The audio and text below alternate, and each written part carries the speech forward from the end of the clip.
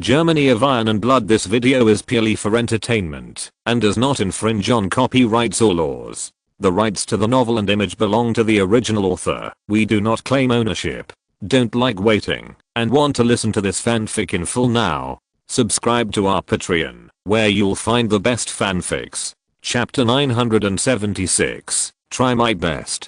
General, the Germans are catching up. It is estimated that in another hour, they will be able to fully catch up with us. A staff officer reported to Admiral Lantenhaus. Lantenhaus General nodded. He knew what this meant. In other words, after an hour, the war will break out. At that time, they will have to fight the German Navy, which is far stronger than themselves. As for whether the German Navy can be defeated, no matter whether it is Admiral Lanten, because the German Navy is much stronger than them. Compared with the Austro-Hungarian Navy, the German Navy has the upper hand. Not only has the advantage in the number and quality of capital ships, but the quality and combat experience of the German Navy are far stronger than those of the Austro-Hungarian Navy. In addition, in terms of morale, the German Navy is also dominant. Even the country of the Austro-Hungarian Empire perished. These naval soldiers can be regarded as unable to return home. How high of morale can they be expected to continue fighting? Order the ships and prepare for battle. This time, it is a decisive battle with the Germans.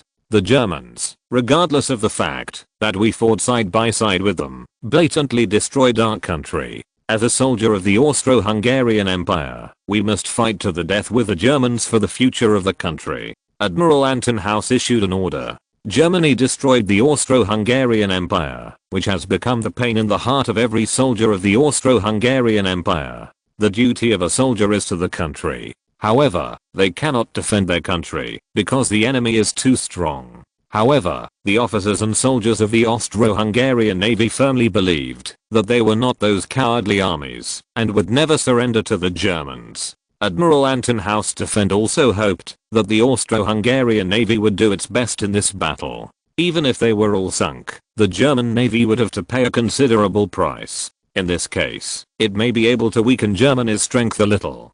Countries that oppose Germany in the future may be able to defeat Germany more easily. At that time, the Austro-Hungarian Empire will still have a chance to restore. At the same time, Admiral Lantenhaus also had an extravagant hope in his heart. That is, he hoped that the German Navy would be frightened by the Austro-Hungarian Navy's tactics of fighting regardless of casualties. In that case, they might have a chance to get rid of the German Navy. He was pursued and fled safely to the United States. No matter how many warships and naval officers and soldiers can be left by then, some seats will be reserved for the Austro-Hungarian Navy. If one day the Austro-Hungarian Empire can be restored, then the Austro-Hungarian Navy can also be rebuilt. Although, by that time, he might not see that day. However, Admiral Lantenhaus will be very pleased. The 16 capital ships of the Austro-Hungarian Navy, as well as other small and medium-sized warships, are waiting in full battle of the Austro-Hungarian Navy, including 4 Austro-Hungarian Monarch battleships, the first ship Austro-Hungarian Monarch, the second ship Franz Joseph I, and the third ship Caroline No. 4 ship Ferdinand I. 4 United Forces battleships, the first ship United Forces, the second ship Tegef, the third ship Prince Eugen, and the fourth ship Street Stephen. In addition, the 4 Caesar-class battleships, 3 Moltke-class battle cruisers, and 1 Helgoland-class battleship purchased from the German Navy also received different names. Battleships were named Francis I, Francis II, Leopold II and Joseph II. The 3 Moltke-class battle cruisers were named Leopold I, Joseph I and Charles III respectively. As for the East Prussia battleship among the Helgoland-class battleships, it was renamed the Maria battleship. If it was placed 10 years ago, even 5 years ago, the 16 capital ships of the Austro-Hungarian Navy can definitely be regarded as the world's leading and powerful navy. But now, although the performance of these capital ships is still very good, in particular, the 8 capital ships purchased from Germany can definitely be regarded as world-class capital ships. But it is no longer able to confront the most cutting-edge capital ships. Especially this time the opponent is the German Navy. Although, the capital ships that make up the German Navy's combined fleet are all unfinished warships captured by Germany from the United Kingdom and then continued to be built. Although the overall performance is obviously not as good as that of a capital ship completely built in Germany, after improvement, its various performances can definitely be regarded as the top in the world. This is also because Germany no longer wants to build its own capital ships. Otherwise, the capital ships built by Germany can still dominate the world. Time passed by 1 minute and 1 second. As time passed, the German Navy slowly caught up. 12 battleships and 10 battle cruisers are the most powerful capital ships in the world. Even those battle cruisers have thick armor and key parts. Coupled with the powerful main guns, the combat effectiveness of these battleships cannot be underestimated. On the battleship Kaiser, the flagship of the combined fleet of the German Navy, Admiral Hipper, the fleet commander, was talking about the Austro-Hungarian Navy with the Chief of Staff, Lieutenant General Richter Fels. In terms of size, the Austro-Hungarian Navy is definitely second only to the Imperial Navy. Even the US Navy may not be comparable. Of course, this is only counting the number of battleships. If you add other small and medium-sized warships, the Austro-Hungarian Empire, the Imperial Navy, is still far behind. In terms of combat power, the Austro-Hungarian Navy can also be ranked third. However, today, this powerful navy will be destroyed by us. Admiral Hipper sighed. Destroying a country's powerful navy with his own hands made him somewhat uncomfortable. Your Excellency, the Austro-Hungarian Empire asked for this. The Austro-Hungarian Empire no longer exists, but they still try to resist. Moreover, they want to go to the United States and continue to fight against the Empire. This is for the Empire, is absolutely unacceptable. Therefore, we must eliminate them. Lieutenant General Richter Fels said. Admiral Hipper nodded. Now naturally the interests of the Empire should be the most important. From the perspective of the Empire, it would be best if the Austro-Hungarian Empire was destroyed. At the same time, in order to eliminate the threat, the Austro-Hungarian Navy must also be eliminated. In this way, Germany will be safe. Command the fleet, prepare to fight. This time, use all your strength to eliminate the Austro-Hungarian Navy. Admiral Hipper gave the order. Chapter 977, Steel Collision. At 9 AM on February 9th, the combined fleet of the German Navy officially caught up with the Austro-Hungarian Navy. The two huge fleets have become a parallel line. Both sides know that this battle is inevitable. Therefore, the commanders of both sides did not issue additional orders, but directly ordered to prepare for battle. Preempting the T prefix and the like are just a waste of time. Although, the combined fleet of the German Navy can give it a try with the performance advantages of warships. But the size of the Austro-Hungarian Navy is not small. If that is the case, I'm afraid that, even if it is dark, they will not be able to kill them all. Once it gets dark, the Austro-Hungarian Navy may be able to escape into the vast Indian Ocean under the cover of night. At that time, it may not be so easy for the German Navy's combined fleet to find out and deal with the Austro-Hungarian Navy. In addition, Admiral Hipper and other generals of the German Navy also admire the Austro-Hungarian Navy's daring to confront the German Navy head-on. Therefore, they hope to defeat the Austro-Hungarian Navy in an upright manner. The combined fleet of the German Navy has 6 more capital ships than the Austro-Hungarian Navy.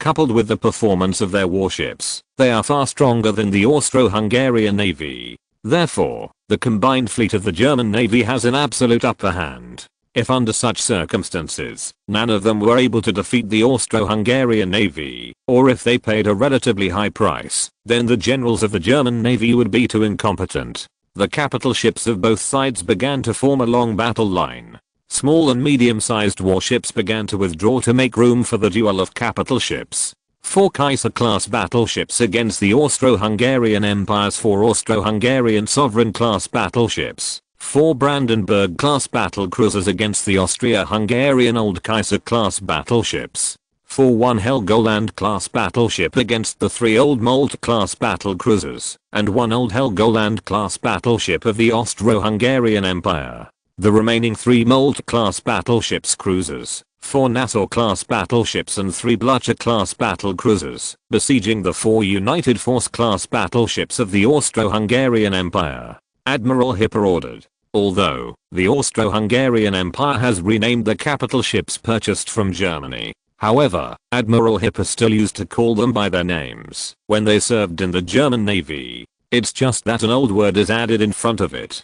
It is precisely because the warships sold to the Austro-Hungarian Navy after the German Navy retired have become the main force of the Austro-Hungarian Navy. This made the German Navy feel a little strange in this battle. After all, those capital ships were also built in Germany, and in the last World War, he made great contributions to Germany's defeat of the Royal Navy of the British Empire. Now, they have become enemies. In order for the Empire to win this war, they have to sink them. The 4 United Force class battleships of the Austro-Hungarian Navy have undoubtedly become the focus of the German Navy. The United Forces class battleship, as the first class dreadnought ship built by the Austro-Hungarian Navy, is not very powerful. Even in this period, it is considered very bad. Although there are many main guns, there are 4 main guns in triple mounts. But unfortunately, they are all 305mm main guns with 45 times the caliber. The power of this main gun can no longer cause fatal damage to the capital ships of the German Navy. What's more, the thick armor of those important parts cannot be penetrated by the 305mm main gun at all. If the 4 Joint Force class battleships can be dealt with in the shortest time after the battle begins, then the German Navy's advantage in this battle will be further expanded. Of course, in order to get rid of these 4 Joint Force class battleships, the German Navy's combined fleet has also used its main force. The 3 Moltke class battleships, 4 Nassau class battleships and 3 Blücher class battleships are all powerful battleships equipped with 380mm main guns of 50 times the caliber. The armor-piercing projectiles, as long as they hit the Joint Force class battleship, can penetrate its armor. Even the thickest conning tower armor. The waterline armor of the Joint Force class battleship is 280mm, the frontal armor of the turret is 305mm, and the thickest part of the conning tower armor is 356mm. It's just that these armors are still like paper in front of the new cap-piercing projectiles fired by the large caliber main guns of the German Navy. The armor-piercing projectile launched by the German Navy can easily penetrate it. Close the distance, start the battle at a distance of 15 kilometers. Then maintain this distance, and the Austro-Hungarian Navy will not be able to shorten the combat distance to within 12 kilometers. Admiral Hipper issued an order. For the German Navy, the large caliber main guns of their capital ships have a longer effective range. The capital ships of the Austro-Hungarian Navy generally had a smaller caliber. At a longer distance, not only the hit rate will drop a lot. Similarly, the power of shells will also be affected. Therefore, fighting at this distance is obviously more beneficial to the German Navy. In order to win at the least cost, Admiral Hipper also made the most beneficial choice for his side. The battle line composed of the capital ships of the German Navy has already allocated targets for strikes. The battle line began to turn, in order to further narrow the distance between the two sides. The huge main gun on the capital ship also began to rotate slowly under the action of the motor. Soon, they will start shelling, tearing the enemy to pieces with the shells they fire. Order all the ships, prepare to fight. The insidious and cunning Germans, they really took our Joint Force class battleships at the end of the battle line as a key target. Tell the 4 Joint Force class battleships long. I don't ask them to achieve much in this battle, but they hope can last longer. General Anton House ordered. Obviously, Admiral Anton House knew that the 4 United Force class battleships were close to death this time. But if they can delay for a longer time, maybe they can buy more time for the other 12 capital ships of the Austro-Hungarian Navy. If you are lucky and can cause greater casualties to the German Navy, maybe there will be a turning point in this naval battle. At 9:25, the battle officially started. The total tonnage of the capital ships of the two navies has exceeded 1.5 million tons. There is no doubt that this is definitely the largest collision of steel ever. Chapter 978, Rolling. Boom. Boom. Boom. Perhaps in order to get ahead, the Austro-Hungarian Navy opened fire first. The battleship Austro-Hungarian Monarch, the lead ship of the Austro-Hungarian sovereign battleship, took the lead in launching an artillery attack on the German Navy's battle line. 4 triple-mounted 350mm main guns with 50 times the caliber began to roar. Heavy shells roared and smashed towards the battleship Kaiser, the flagship of the combined fleet of the German Navy. Subsequently, other capital ships of the Austro-Hungarian Navy also opened fire. For a while, the sea became lively. "How far is it now?" Admiral Hipper asked. "General, the distance between the two sides is about 16 kilometers. A staff officer reported. "With such a long distance, is the Austro-Hungarian Empire trying to waste shells?" Admiral Hipper had a mocking smile on his lips. Sure enough, the shells fired by the Austro-Hungarian Navy hit the sea and exploded. However, there is no threat to the combined fleet of the German Navy, because every impact point is relatively far away. According to the predetermined plan, we will close the distance to 15,000 meters before firing. Our family has a great career, and we dare not waste shells casually like the Austro-Hungarian Navy," Admiral Hipper said. "Yes, General. The Austro-Hungarian Navy knows that this may be their last battle, so they don't have any scruples about shells," Lieutenant General Richthofen said with a smile. Admiral Hipper also nodded again and again, agreeing with this statement very much. If the combined fleet of the German Navy can achieve the predetermined combat objectives and really eliminate the Austro-Hungarian Navy in this battle, then this is really the last swan song of the Austro-Hungarian Navy. Admiral Anton House was also somewhat dissatisfied with the performance of the Austro-Hungarian Navy. However, he didn't say much. The more it is at this time, the less it can hit the morale of the soldiers. It was already much inferior to the German Navy. If even the morale had dropped to freezing point, then there would be no need to continue this battle and just surrender to the Germans. The distance between the two sides is getting closer. When the distance was shortened to 15,000 meters, Admiral Hipper gave the order to fire. The battleship Caesar naturally took the lead. 3 triple-mounted 50 caliber 410mm main guns began to roar. One after another, the heavy shells roared and smashed into the battleship Austro-Hungarian Monarch. Although, the battleship Austro-Hungarian Monarch has 3 more main guns. However, the caliber is a full 60mm smaller. This makes the performance of the battleship Austro-Hungarian Monarch completely inferior to that of the battleship Caesar. As soon as the battleship Kaiser opened fire, other battleships of the German Navy also opened fire immediately. The capital ships of both sides, Caesar caught and fought.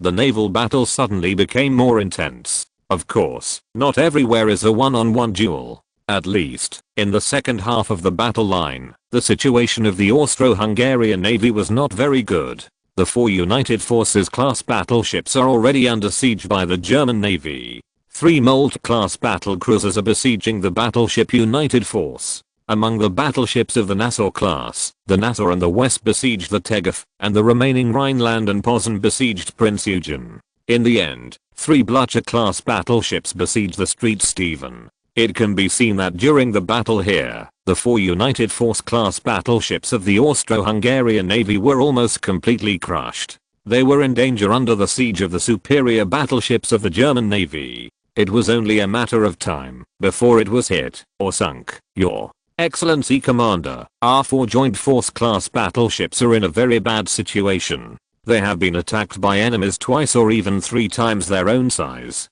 In addition to the German capital ships, their performance is very poor. Very powerful. Our Joint Force class battleship may not last long. Admiral Anton House nodded. He also knew this situation. It can be said that this is undoubtedly their shortcoming. The commander of the German Navy is Admiral Hipper, the commander of their home fleet. He is a famous general who participated in the last World War and commanded the German Navy to make great achievements. He can see our shortcomings at a glance. It's not surprising at all. All we can do is to order 4 Joint Force class battleships, which can last longer in naval battles. In addition, send a telegram to other battleships and tell them, now the United Force class battleship is buying us time with its own life. If we cannot defeat the German Navy within this time, then we will have no chance to turn defeat into victory. Admiral Anton House said. Yes, Your Excellency Commander. The words of Admiral Anton House, the staff officer, conveyed to every capital ship. This made the morale of the Austro-Hungarian Navy continue to rise. The officers and soldiers also performed very bravely in the battle. Such a performance naturally made General Anton House very satisfied. However, it is obviously not enough to defeat the German Navy in this way. Boom. Boom. Boom. The main guns of both sides are constantly firing, trying to smash the shells on the opponent's capital ship, thereby sinking the opponent's capital ship. However, this is obviously very difficult. The battleship moves at high speed on the sea surface, which will greatly affect the hit rate of the battleship. In such a situation, it is not easy to get a hit. Therefore, every hit seems to be commendable. However, in terms of overall performance, the German Navy still performed better. The impact points of the shells they fired were very close to the capital ships of the Austro-Hungarian Navy. This also means that it is only a matter of time before they get a hit. The bombardment of the capital ships of the Austro-Hungarian Navy was much worse, and the impact points were often hundreds of meters away. Such shelling has no other effect other than wasting shells. The reason for all this is that in addition to the quality of the Austro-Hungarian Navy being inferior to that of the German Navy, there are also equipment reasons. When the German Navy sold those decommissioned capital ships, it removed the most advanced sighting equipment and command system to prevent Germany's advanced technology from leaking out. Chapter 979, Tragic. Soon after the battle started, it directly entered the climax. In this battle, both sides have only one attempt, and that is to try to sink the enemy's warship. Therefore, both sides abandoned the temptations at the beginning of the battle, and directly began to confront each other. The duel on the battle line is like the ancient knights wearing heavy armor, riding tall horses, and charging with lances in hand. It makes people bloody, and at the same time very tragic and bloody. After all, once hit, the consequences will be very serious. If the armor holds up to armor-piercing projectiles fired by the enemy, that's not too much of a problem. But what if the armor can't resist it? That would be troublesome. Especially important compartments, such as ammunition compartments and power compartments, would be a disaster if they were hit. The battle at the end of the battle line is far more intense than the battle in the first half of the battle line. The 4 United Forces class battleships of the Austro-Hungarian Navy, under the siege of the superior battleships of the German Navy, can be described as dangerous. Although, the main guns of the Joint Force class battleships are also constantly fighting back. However, it doesn't seem to be of much use at all. Boom. Or 380mm artillery shell fired from the battleship west of the German Navy hit the battleship Tegef. The 48mm thick deck armor was torn apart, as if it was made of paper. The shell directly penetrated the bow deck and exploded inside. The flames and shockwaves swept around, and the cabin under the bow of the Tegef battleship was blown into a mess. We were hit. The construction of the battleship Tegef was ashes. Sir, it is not fatal, but we need to find a way to put out the fire now. Otherwise, the trouble will be even greater. The officer in charge of damage control reported. The captain breathed a sigh of relief and asked the damage control personnel to put out the fire as soon as possible. At the same time, he also ordered the warships to launch a counterattack so that the Germans must have a taste of their power. 2 minutes later, the battleship Tegef retaliated and successfully smashed a 305mm shell into the waterline of the battleship Nassau. However, it is a pity that the waterline armor of the battleship Nassau is as thick as 350mm. The armor-piercing projectile fired by the battleship Tegef failed to penetrate the waterline armor of the battleship Nassau. This disappointed the officers and soldiers of the Austro-Hungarian Navy on the battleship Tegef. If it was another capital ship with less offensive power, they might have already been severely damaged by them. The German naval officers and soldiers on the battleship Nassau also had lingering fears. Counterattack, counterattack. Kill the battleships of the Austro-Hungarian Empire. If instead of sinking their battleships, we were severely damaged, or even sunk by them, that would be a shame. The captain of the battleship Nassau also he roared with a black face. Boom. Boom. Boom. The battleship Nassau and the battleship West are both pouring shells at the battleship Tegef at the maximum rate of fire. Shells continued to fall around the battleship Tegef and exploded, splashing jets of water into the sky. It made the battleship Tegef feel like being in a storm. Although it didn't sink, the battleship shook so badly that their shooting was greatly affected. At 9:48, the battleship Nassau hit the battleship Tegef. Or 380mm artillery shell hit the waterline armor of the battleship Tegef. The waterline armor was only 280mm thick, and it could not withstand the 380mm shells, and the waterline armor was torn apart at once. Seawater began to pour into the battleship. This is definitely a fatal blow to the battleship Tegef. However, the battleship Tegef was still not the first capital ship to sink in this naval battle. Another United Force class battleship stole his limelight and became the first battleship to be sunk. The battleship St. Stephen, located at the end of the battle line, is under siege by 3 Blücher-class battlecruisers of the German Navy. Although, under normal circumstances, the defense of battlecruisers seems to be much worse than that of battleships. But in fact, the main armor of the Blücher-class battlecruisers of the German Navy is much stronger than that of the United Force-class battleships of the Austro-Hungarian Navy. Coupled with the sharp 380mm main gun of 50 times the caliber, the 3 Blücher-class battleships of the German Navy can be said to have beaten the St. Stephen battleship of the Austro-Hungarian Navy. The captain of the battleship St. Stephen also knew that, if they really fought, they would not be opponents at all. Therefore, his goal is to delay the time as much as possible, trying to buy enough time for other capital ships. However, the battleship St. Stephen, which was under siege, obviously did not have such good luck. Just as the battleship Nassau hit the battleship Tegef, the battlecruiser Blücher also hit the battleship St. Stephen. Or 380mm artillery shell hit the stern of the battleship St. Stephen, directly blowing up the steering gear and propeller at the stern.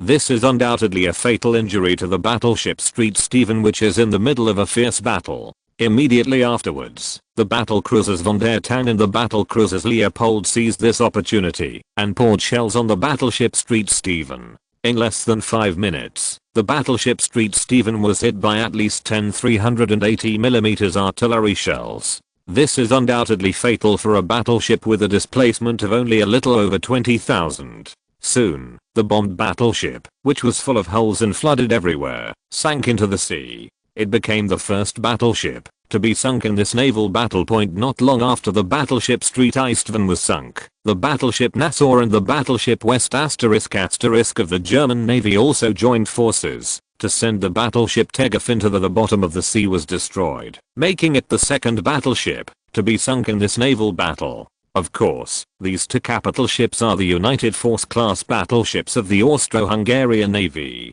This directly caused the other 2 United Force class battleships of the Austro-Hungarian Navy to fall into a more dangerous siege. Chapter 980, Seeing Death as Home. General, the St. Stephen and the Tigerhoff have been sunk. The Allied force and the Prinz Eugen are now besieged by 10 German battleships. They probably won't last long either. Admiral Anton House nodded, then closed his eyes in pain. Although, the battle is still going on. However, Admiral Anton House seemed to have seen the result of this naval battle. That is, they still couldn't make a comeback, and they still lost the naval battle in the end. Although, Admiral Anton House thinks that he has done all his efforts and responsibilities. However, if he failed like this, he still felt a little unwilling. Boom.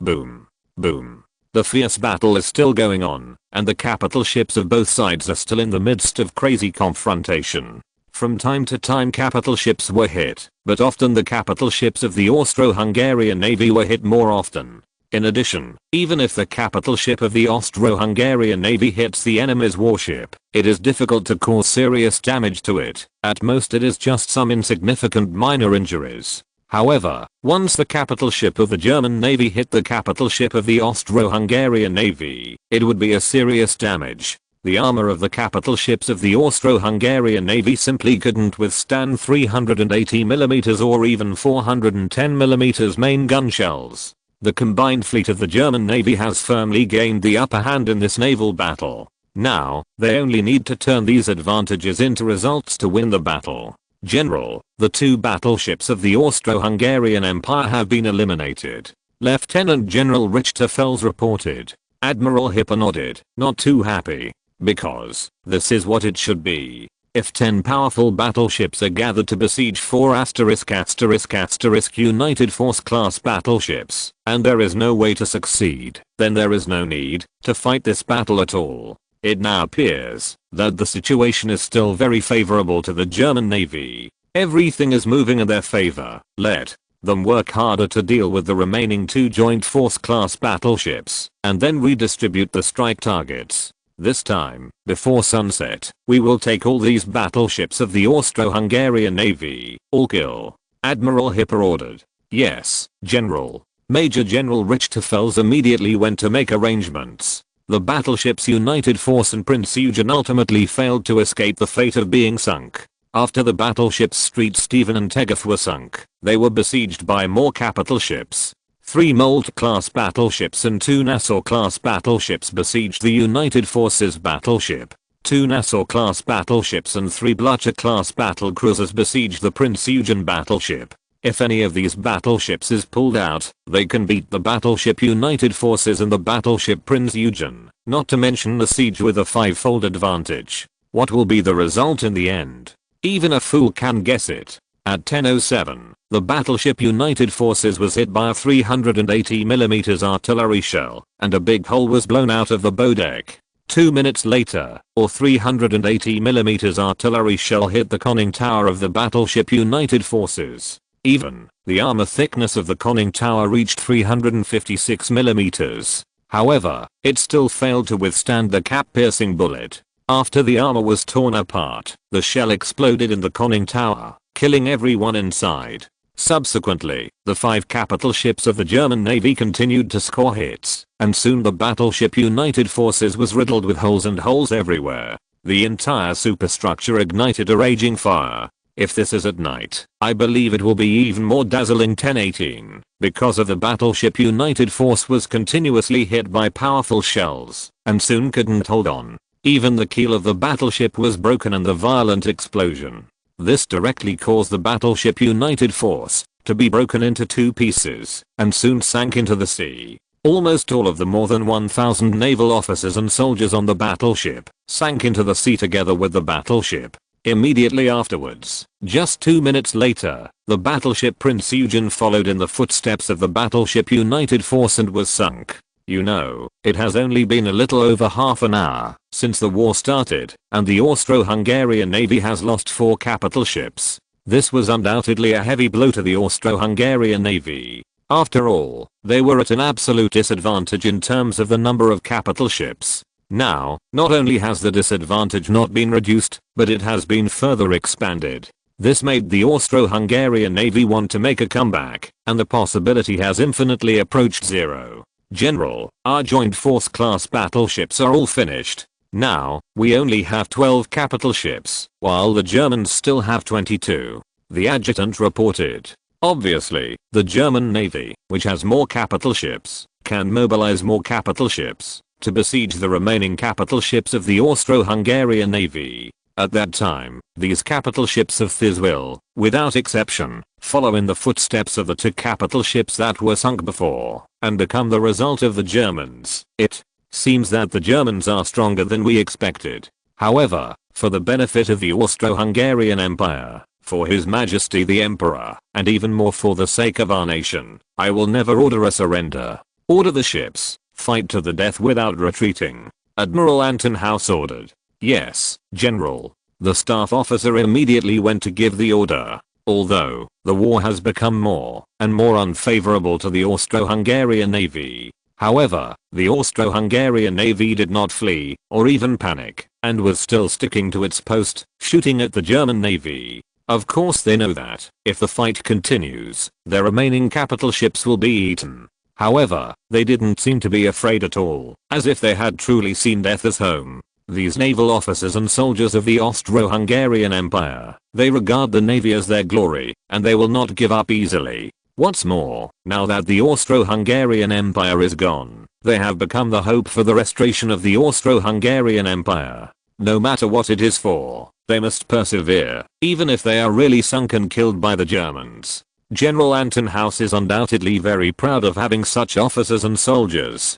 But at the same time, he also blamed himself very much. These excellent soldiers, they should have a better tomorrow. They shouldn't just die here. However, all of this is impossible. Chapter 981, Sink all the way. With the sinking of 4 United Force class battleships of the Austro-Hungarian Navy, the disadvantage of the Austro-Hungarian Navy in naval battles has become greater and greater. The combined fleet of the German Navy still has 22 capital ships, but the Austro-Hungarian Navy had only 12 battleships. The advantage of the German Navy's combined fleet has been expanded to 10 ships. Reason the strike target. Admiral Hipper ordered. Yes, General. Now, the German Navy has taken an absolute advantage. What they need to do next is to further expand this advantage, and then defeat the Austro-Hungarian Navy in one fell swoop, and eliminate them all. Point after redistribution of strike targets, it became one-on-one with the battleships Austro-Hungarian Sovereign and Franz of the Austro-Hungarian Navy, except for the battleships Kaiser and Frederick of the German Navy. Question mark? Joseph I battleship battle. The rest have become 2 battleships of the German Navy besieging a battleship of the Austro-Hungarian Navy. Originally, the performance of the capital ships of the German Navy was far stronger than that of the Austro-Hungarian Navy. Now, the Austro-Hungarian Navy is under siege. This makes it difficult for them to escape the fate of being defeated, no matter how hard they try. Unless there is a miracle, otherwise, they will lose this time. General, our situation is even more dangerous now, said an Austro-Hungarian Navy general. Admiral Anton House nodded. The Germans have too much advantage. It is worthy of being able to defeat the German Navy, the world's most powerful country. Compared with them, we are like toddlers. The gap is too great. Perhaps, we should not have provoked the Germans in the first place, and should not have given them an excuse to go to war. In that case, everything would not be what it is now. But it is too late to say these things now. Our country, it has already been destroyed, so we have to fight the Germans to the end.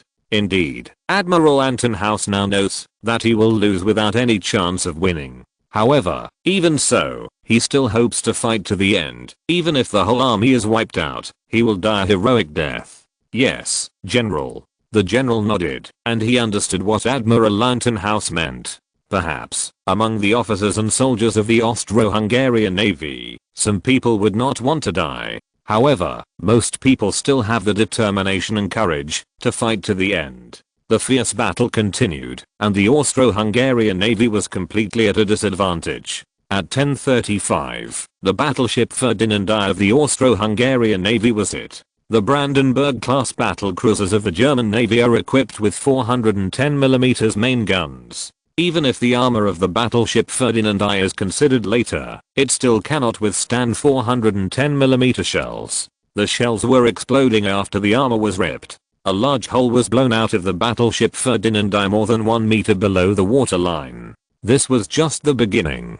10 minutes later, the unlucky battleship was hit again. After being hit by 410mm artillery shells one after another, the battleship Ferdinand I finally couldn't hold on, and soon sank into the sea. After the battleship Ferdinand I sank, the battleship Kareli soon followed in his footsteps. The battleship Kareli, which was hit by a total of 8 410mm shells before and after, was completely battered. Unless God comes, otherwise, this battleship can only sink. In the end, the battleship was indeed sunk. But those battleships purchased from Germany performed better. Although, these battleships are second-hand battleships. However, the performance is still very good, even better than the battleships built by the Austro-Hungarian Empire itself. It's just that, this time, they encountered the cutting-edge battleships of the German Navy with more powerful performance, so these battleships could not escape being sunk in the end. However, when they started to sink these battleships, the officers and soldiers of the German Navy were really unhappy. After all, these battleships once belonged to the glorious German Navy. In the last World War, they made great contributions to the German Navy's ability to defeat the British Royal Navy. Of course, it is now on the battlefield, and both sides are enemies. The officers and soldiers of the German Navy still had to obey orders and sink these warships. Before this, Admiral Hipper had sent a telegram to the Austro-Hungarian Navy, giving them a chance to surrender. Admiral Hipper assured that if they surrendered, all officers and soldiers of the Austro-Hungarian Navy would receive due treatment. After the war is over, they can all return to their hometowns. However, General Anton House rejected General Hipper's kindness. His reply was very simple, with only a few words, that is, for the sake of glory, he was determined to fight to the end. Under such circumstances, of course the German Navy combined fleet will no longer persuade. Since the opponent wants to die, let them do so. In this case, it is also respect for them. With the German Navy's combined fleet attacking at full strength, the remaining fleet of the Austro-Hungarian Navy will not last long. 1104. The battleship Francis I was sunk. 6 minutes later, the battleship Joseph II was sunk. At 1118, the battleship Leopold II was sunk. The successive sinking of 5 capital ships left the Austro-Hungarian Navy with only 7 battleships. Although, the counterattacks of these battleships of the Austro-Hungarian Navy also caused the capital ships of the German Navy's combined fleet to be hit many times. However, due to the strong defense, the capital ship of the German Navy's combined fleet suffered only minor injuries, not really mortally threatened. The only remaining 7 battleships of the Austro-Hungarian Navy are still fighting for the last time. However, this also cannot change the outcome of the naval battle. At 1126, the battleship Austro-Hungarian Sovereign, the flagship of the Austro-Hungarian Navy, was sunk. Admiral Anton Haus refused to board the lifeboat, but chose to sink into the cold seabed along with his flagship.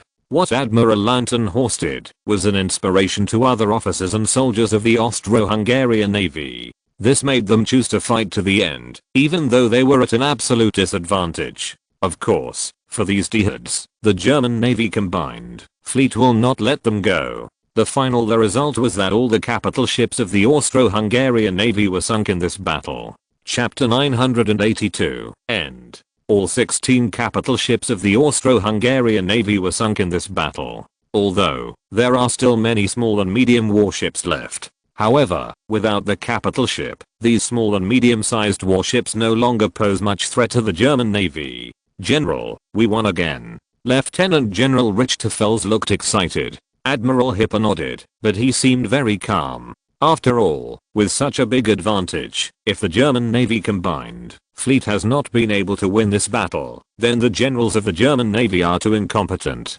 Command the fleet, let's do something to the small and medium-sized warships of the Austro-Hungarian Navy. Try to persuade them to surrender or sink them. Admiral Hipper ordered. Although the threat of those small and medium-sized warships is no longer great, if they are allowed to escape, they will still pose a considerable threat to Germany. Especially if these warships are dedicated to attacking Germany's overseas trade lines, then the problem will be serious. Therefore, persuading surrender and sinking these small and medium-sized warships has become the best way. Yes, General. Lieutenant General Richthofen immediately went to give the order. Subsequently, the German Navy began to attack the small and medium warships of the Austro-Hungarian Navy. Although, there are still many small and medium-sized warships remaining in the Austro-Hungarian Navy, and they are all fast light cruisers and destroyers. However, compared with the light cruisers and destroyers of the German Navy, the same type of warships of the Austro-Hungarian Empire were also at a disadvantage in terms of speed and attack power.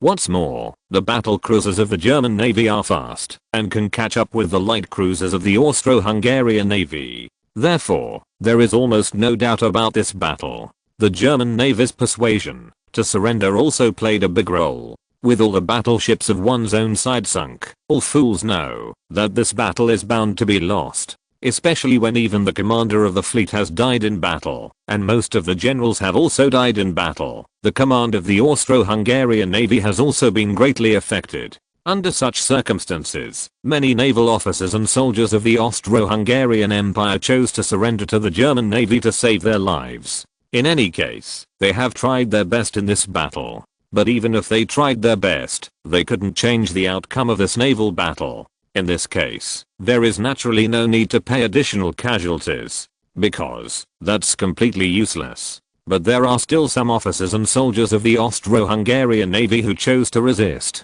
They drove a warship and fled to the depths of the Indian Ocean in an attempt to escape to the United States. However, what they faced was the pursuit of the combined fleet of the German Navy. Most of the light cruisers, destroyers and all battle cruisers of the German Navy chased and killed this part of the warships of the Austro-Hungarian Navy. Once they were caught up, these warships of the Austro-Hungarian Navy had only one fate, and that was to be sunk. Other than that, there is no other choice. The battle lasted until dark. Nearly half of the hundreds of light cruisers and destroyers of the Austro-Hungarian Navy chose to surrender. The other half chose to hold back. However, most of those who chose to fight stubbornly were sunk. Only less than 10 light cruisers and destroyers fled to the depths of the Indian Ocean after dark. General, should we organize a fleet and pursue them? If the light cruisers and destroyers of the fled Austro-Hungarian Empire are allowed to continue to exist, they will pose a considerable threat to us. After all, the army is still attacking Australia. Many materials need to be transported through the Indian Ocean. Lieutenant General Richthofen said. Admiral Hipper nodded. Let the Indian Ocean Fleet stay. This is their defense zone. With the strength of the Indian Ocean Fleet, there is no problem at all in hunting down the remnants of the Austro-Hungarian Navy. What's more, the Pacific Fleet is also in Australia at the moment, and they can provide support to the Indian Ocean Fleet. Yes, General. Lieutenant General Richthofen replied. Subsequently, the combined fleet of the German Navy began to clean up the battlefield and rescue the crew who fell into the water.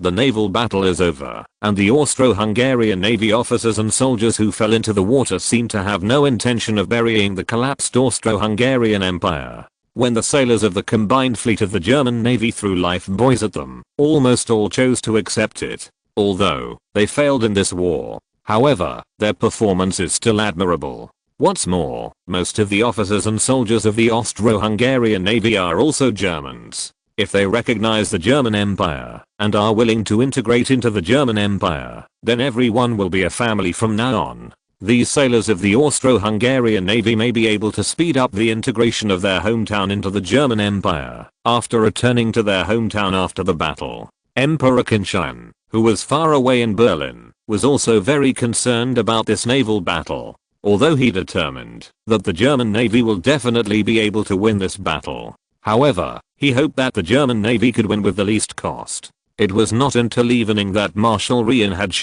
Minister of the Imperial Navy, and Marshal von Falkenhayn, Minister of the Imperial Army and Chief of the General Staff, entered the palace to report the results of the naval battle to him. Your Majesty, the naval battle is over. The Austro-Hungarian Navy was almost wiped out. 16 capital ships were all sunk. Among the remaining hundreds of small and medium-sized warships, half surrendered, and most of the rest were destroyed. Shen. Only a dozen light cruisers and destroyers fled to the Indian Ocean. General Hipper suggested that the Indian Ocean Fleet and the Pacific Fleet should encircle and suppress them. Those light cruisers and destroyers did not carry much supplies, and their endurance was very limited. It is estimated that they will be dealt with in a short time. Admiral Reinhard looked happy. The Imperial Navy won another big victory, and it was a victory after he took over as the Minister of the Navy, which made him the Minister of the Navy very happy. Very well, are our casualties large?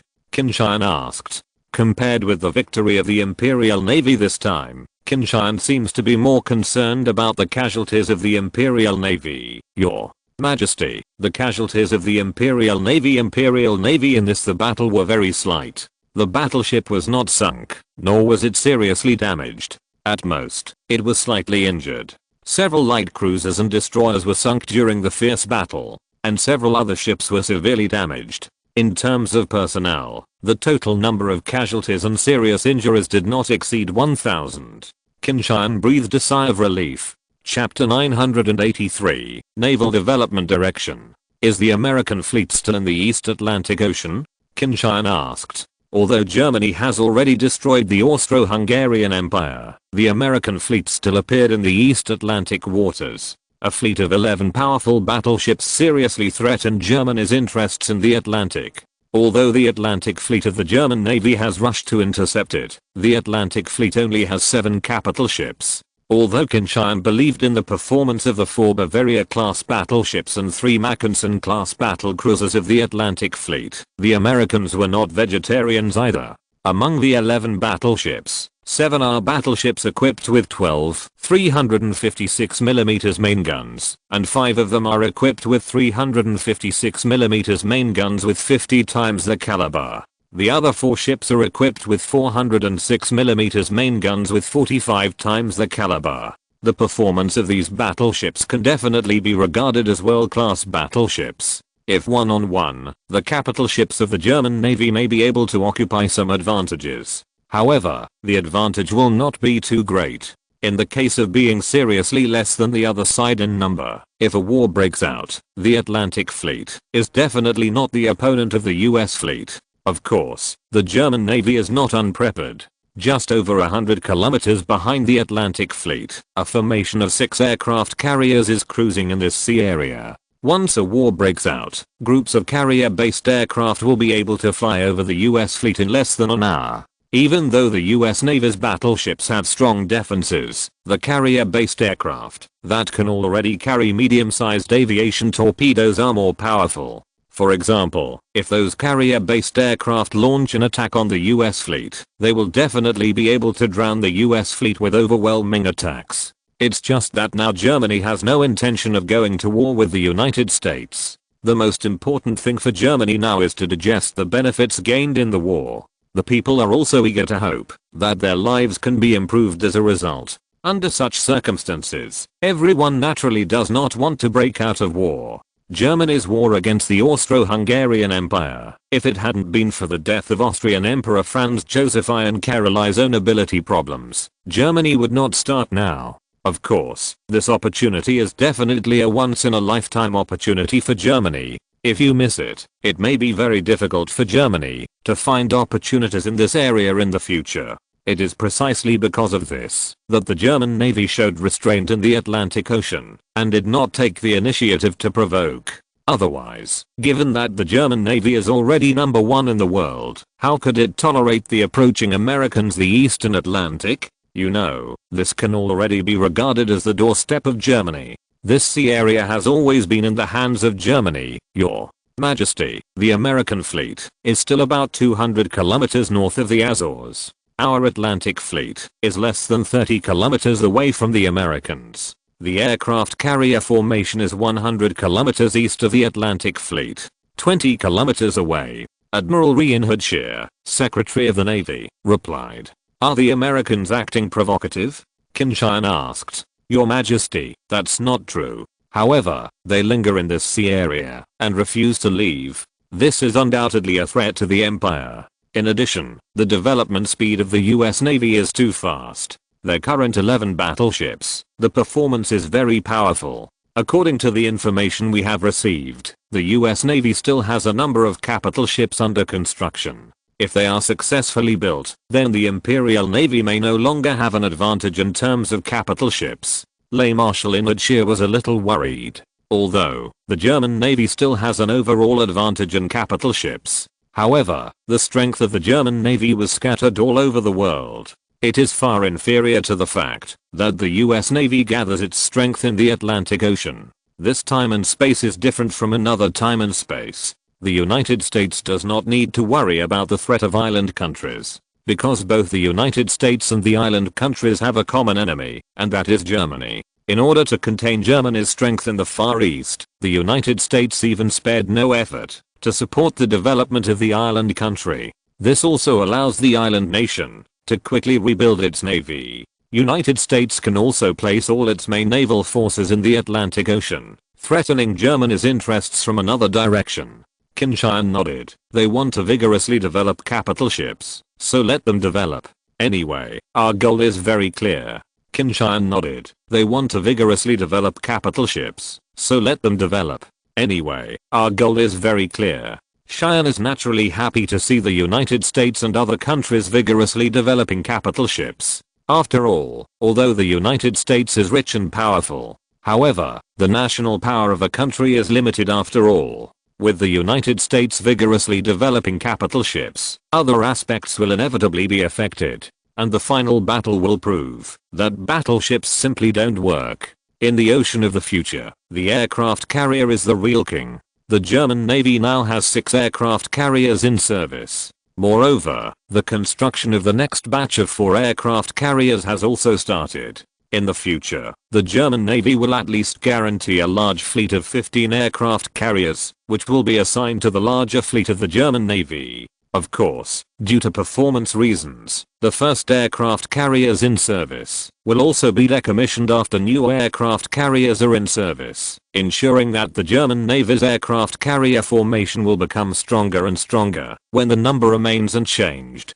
Qin Tian hopes that when the war between Germany and the United States breaks out in the future, the 15 aircraft carriers owned by the German Navy will all be super aircraft carriers capable of carrying more than 90 carrier-based aircraft. Moreover, those carrier-based aircraft, in addition to fighter jets, dive bombers can carry heavy aviation armor-piercing shells weighing up to 1 ton. The torpedo attack aircraft must also be able to carry 533mm heavy torpedoes, or even 610mm super torpedoes. In this case, the strike capability of the German Navy's carrier-based aircraft force will reach its peak. Your Majesty, according to the information we have received, the United States and the United Kingdom are also jointly developing aircraft carriers. Although the Americans have no experience in this area, the British were destroyed by our aircraft carriers in the last World War, which made them pay attention to the development in this area. Now, they are jointly developing with the Americans, and the progress is still very fast. I'm afraid that they will pose a threat to us in this area before long. Reinhardt? Marshal Scheer said. Qin Tian nodded. If they want to develop, let them develop. After all, we can't stop them. However, what we have to do is to continue to develop. In this way, they can only catch up with us forever and cannot surpass us. If you're listening to this novel on a channel other than Fanfic World, it means they downloaded and uploaded it without effort. We cordially invite you to visit our channel, Mundo Fanfic Novelos. There you'll find the original version of this story and you can explore many other novels of various genres. We're waiting for you to immerse yourself in a world of incredible novels. Chapter 984, Radical Plan. Qin Tian knew that it was impossible for Germany to prevent other countries from developing aircraft carriers and carrier-based aircraft. After all, people in those countries are not fools. Although, in the last World War, the German Navy had only 2 aircraft carriers participating in the battle, and the results achieved were not great. However, this is enough to make other countries take it seriously. The British Navy is the most important thing. It's just that, limited by their own technology and the environment at that time, they can only conduct theoretical research. Before there was time to conduct physical research, the British Navy had completely failed. The German army then landed on the British mainland and destroyed the United Kingdom. This makes the UK's research on aircraft carriers and carrier-based aircraft can only be terminated. When the United Kingdom fled to Canada, those important scientists and technicians were also important resources brought to Canada. After arriving in Canada, the United Kingdom knew that relying on their own strength alone could not ensure the rapid progress of the entire project. After all, it costs a lot of money. Americans, on the other hand, have money but no technology. So, they hit it off, worked together, and immediately started research in this area. It's just that, because they started too late, this made them far behind Germany. Plus, because the war is over. Although the relationship between Germany and the United States is very bad, both regard confrontation as opponents. But, after all, there is no real tearing of the face. Therefore, the threat is also very small. It is precisely because of this that the speed of technological development is not as fast as during the war. This makes it is very difficult for the United States and the United Kingdom to catch up with Germany in terms of aircraft carriers and carrier-based aircraft. After all, Germany is not standing still, but is making great strides forward. The gap between them has not shortened, but has a tendency to widen. It is precisely because of this that Qin Tian does not mind the development of aircraft carriers by the United States and Britain. He believes that when war breaks out in the future, Germany will still be able to easily beat them. Your Majesty, although it is difficult for the Americans to pose a real threat to us in the long-term run. However, if they are allowed to grow stronger, the Empire will pay a high price to defeat them in the future. Therefore, I think is it possible to seize this opportunity and eat up the American fleet in one bite. With the strength of the Atlantic Fleet and the aircraft carrier, if we attack with all our strength, it is no problem to eat them up. In this case, the Americans, the Navy, will be severely damaged by us again. it will take a lot of time for them to develop again. Marshal von Falkenhayn, Minister of War and Chief of the General Staff, said. Qin Tian thought for a while, but still shook his head. Although, he knows that with the strength of the German Navy's Atlantic Fleet and aircraft carrier fleet, it is not too difficult to eat the US Navy's fleet of 11 capital ships. This is also a huge temptation for the Imperial Navy and even the entire military. However, Qin Tian didn't want to tear himself apart with the United States at this time. Of course, the German Navy will have a great advantage. However, in addition to these capital ships, the US Navy also has many other small and medium-sized warships. Those warships are certainly not Germany's opponents. But if they engage in a shameless war, Germany's routes to overseas colonies may be full of wars. At that time, Germany's energy will be dragged to this aspect, and this is very uneconomical. Germany is now conquering those colonies, and can later become more powerful by plundering these colonies. At the same time, you can start stockpiling supplies for the next World War. Get ready for the next World War. If we go to war with the United States at this time, we can certainly suppress the United States, but it will have a great impact on our own development. In that case, the gain outweighs the loss. What's more, Germany's enemies are not only the United States and the United Kingdom, but also the behemoth on the Eastern European plain, which is now developing rapidly. Once they develop, they will pose a deadly threat to Germany. In addition, the island country in the Far East is also trying its best. They, with the support of the Americans, are reviving the Navy. Once Germany's strength is dragged in the Atlantic Ocean and Europe, then Germany's colonies in the Far East will be attacked by them. Even India will be attacked by the islanders. In that case, it will pose a serious threat to Germany's overseas colonies.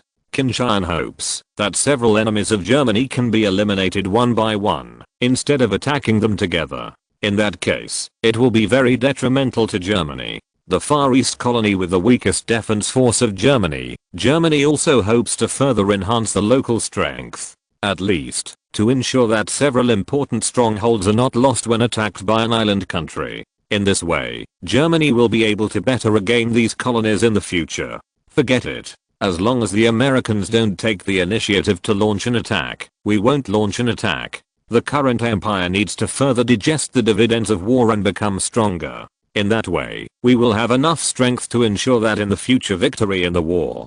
Qin Tian said. Yes, Your Majesty. Marshals von Falkenhayn and Rien had saw that Qin Tian did not agree with their radical plan, so they had to give up.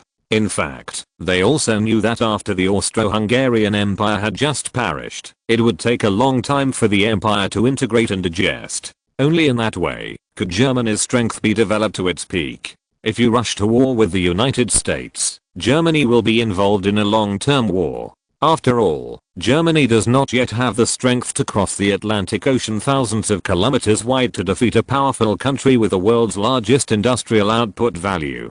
Once the war develops into a long-term war of attrition, it will be of no benefit to Germany. However, it would be a pity to give up such a good opportunity like this. Therefore, they will propose such a plan. If Qin Tian allows it, they will take the opportunity to implement it. If Qin Tian doesn't allow it, then let it go. Anyway, this is no loss for Germany, Your Majesty. During our confrontation with the US fleet this time, it proved more and more that we need a base in the Atlantic Ocean. The Azores is undoubtedly very suitable. If the home port of the Atlantic Fleet can be placed here, it will further expand the power of the Atlantic Fleet in the Atlantic Ocean. Marshal Rien had suggested. Qin Tian nodded. After this incident is over, I will let the cabinet find a way. Chapter 985, Standoff at Sea. The Azores is located in the east-central part of the North Atlantic Ocean, 1,450 kilometers away from Portugal, more than 1,600 kilometers away from Europe, and more than 3,200 kilometers away from North America, covering an area of more than 2,300 square kilometers. The location of the Azores is very good. If the German Navy's Atlantic Fleet uses this as its main base, it can almost control the entire central North Atlantic. If the US Navy wants to further advance to the eastern North Atlantic Ocean, it can only choose a route that bypasses Newfoundland and Iceland, which is close to the Arctic Circle. On that route, the weather was cold and icebergs were densely covered, so there was a high probability of accidents. In comparison, it is naturally safer to cross the Atlantic Ocean directly. If the German Navy can occupy the Azores, it will be equivalent to an extra transit point when launching an attack on the United States in the future. In this case, it will be less difficult for Germany to attack the United States in the future. However, the Azores are now Portuguese territory. Since the Portuguese sailed here in 1427, it has become the territory of Portugal. Moreover, Portugal has always been friendly with the United Kingdom. In the last World War, although Portugal remained neutral, it had a close relationship with Britain, and even secretly, provided a lot of help to Britain. It was not until Germany completely established the victory that Portugal severed its ties with Britain and began to fall to Germany. It can be seen that the Portuguese are simply fools. Whoever is the most powerful country in the world, they will take the initiative to make friends with whoever. However, if you want to take the Azores from the Portuguese, it may be very difficult. The Portuguese are not fools, so they naturally know the importance of the Azores to them. With the archipelago in hand, they can have both. Once the islands are lost, the importance of Portugal will be greatly reduced. Therefore, if Germany wants to take the Azores from Portugal, it has to make a good plan. However, Qin Tian has already made up his mind. For a strategically important place like Portugal, the German Empire must have it in its hands. This is related to Germany's strategic security in the Atlantic Ocean, as well as Germany's future strategic plan. Portugal is just a small country with a population of 6 million. Germany has many ways to bring the country into submission. Of course, sending troops to invade is undoubtedly the most last resort. Germany will not adopt such a method unless it is forced to. Now Portugal is a republic. In 1910, they overthrew the royal family. However, there are still many people who are dissatisfied with the current republic, including members of the former royal family in the military. Qin Tian believed that as long as Germany was willing to take action, there would be no problem at all in overthrowing the current Portuguese government. At that time, the new government can use the Azores to thank Germany. In this way, Germany can justifiably acquire the Azores and then carry out militarization. Of course, these are things for later. The most important thing now is still the confrontation between the German Navy's Atlantic Fleet and the US fleet in the eastern waters of the North Atlantic. Nearly 200 warships, large and small, from both sides gathered in this sea area, so that the commanders of both sides had to work hard.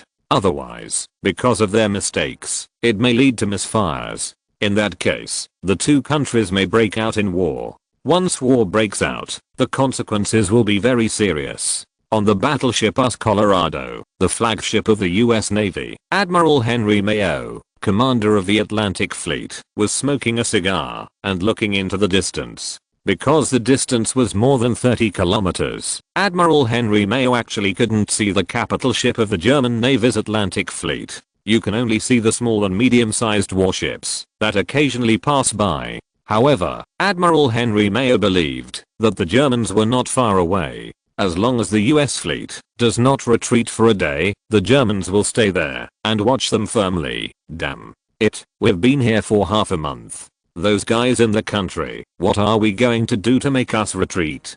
Or, agree with us to launch an attack and eat up the German Atlantic Fleet in one fell swoop? Admiral Henry Mayo complained. According to Admiral Henry Mayo, with their current strength, there is no problem at all in eating up the German Navy's Atlantic Fleet. In this case, the German Navy can be hit hard in one fell swoop. At least, the US Navy can no longer be suppressed by the German Navy in the Atlantic Ocean. The Atlantic Fleet alone may not make it difficult for the US Navy to catch up. However, the German Navy has a more powerful home fleet in the Atlantic Ocean. If the two fleets join forces, the US Navy will have to retreat. Unless, the next batch of capital ships of the US Navy will be in service one after another. In this way, they will have the capital to compete with the German Navy in the Atlantic Ocean. However, the other three fleets of the German Navy, although not deployed in the Atlantic Ocean, but once something happens in the Atlantic Ocean, you can imagine it with your toes, and the German Navy will definitely deploy the fleet to return to the Atlantic Ocean as soon as possible. At that time, the US Navy will not even want to have the slightest advantage.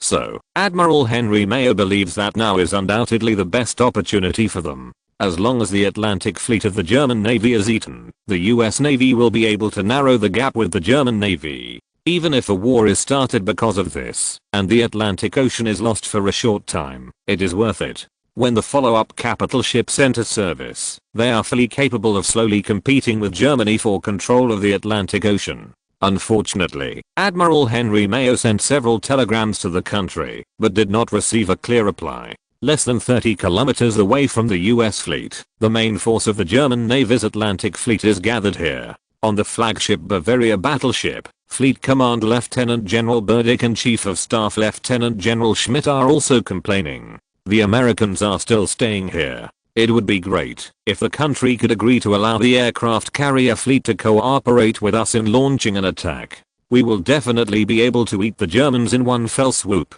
Lieutenant General Burdick seemed a little urgent. If the aircraft carrier fleet really makes a move, those guys will probably eat up all the Americans. At that time, nothing will be left for us. Lieutenant General Schmidt said with a smile. Lieutenant General Burdick was taken aback for a moment, but he still nodded. He believes that those guys in the aircraft carrier fleet can really do such a thing. They are also eager to engage in actual combat, rather than attacking the target ship stupidly. Chapter 986, President's Choice. The confrontation between the German Navy's Atlantic Fleet and the US Navy in the Atlantic has also attracted the attention of countries all over the world. This kind of confrontation happened in the last World War. At that time, Germany forcibly designated the coast of Britain as a no navigation zone, prohibiting ships from other countries from entering.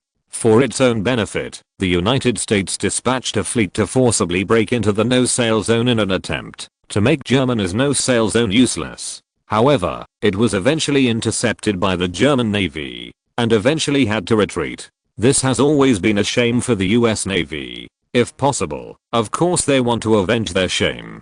And this time is undoubtedly an excellent opportunity for them. If they can successfully eat the German Navy's Atlantic fleet, then they will be able to gain an advantage in the Atlantic. Of course, if they really did this, when faced with the full counterattack of the German Navy, they might have to retreat into the military port and be shy. Unless they wait until the subsequent new capital ships enter service, they will have no chance to enter the Atlantic Ocean to confront the German Navy. Similarly, the Atlantic fleet of the German Navy does not want to miss this once-in-a-lifetime opportunity. Relying on the Atlantic fleet alone certainly did not eat up the strength of the US Navy. However, if it cooperates with the carrier-based aircraft force, the possibility of eating up the US fleet is as high as more than 90%. In that case, the German Navy will maintain its long-term advantage in the Atlantic Ocean. However, this may lead to a war between Germany and the United States. What kind of consequences would that have? Those generals did not think about it. It is precisely because of this that Germany will veto their plan, so that they can only watch the US fleet rule. The United States is also worried about this confrontation. After all, no one knows what kind of emergencies will happen in the ocean thousands of miles away. Once an emergency breaks out, and the navies of the two countries misfire, then the problem will become serious. Therefore, many people in the United States have begun to call for calmness in the country and withdraw the fleet. If a war does break out, it will definitely do more harm than good to the United States. Washington, USA, White House, inside the office of the President.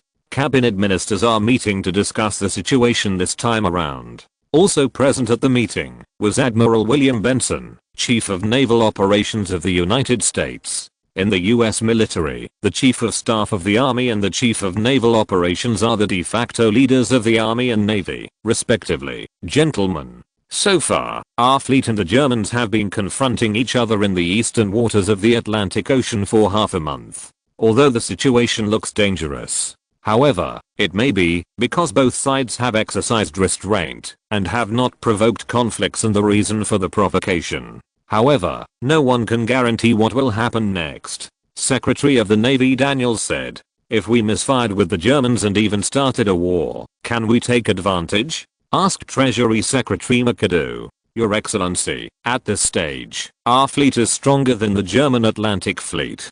If we pay a certain price, we should be able to eat the German Atlantic Fleet. Admiral William Benson replied. Can this change the balance of strength between us and the Germans?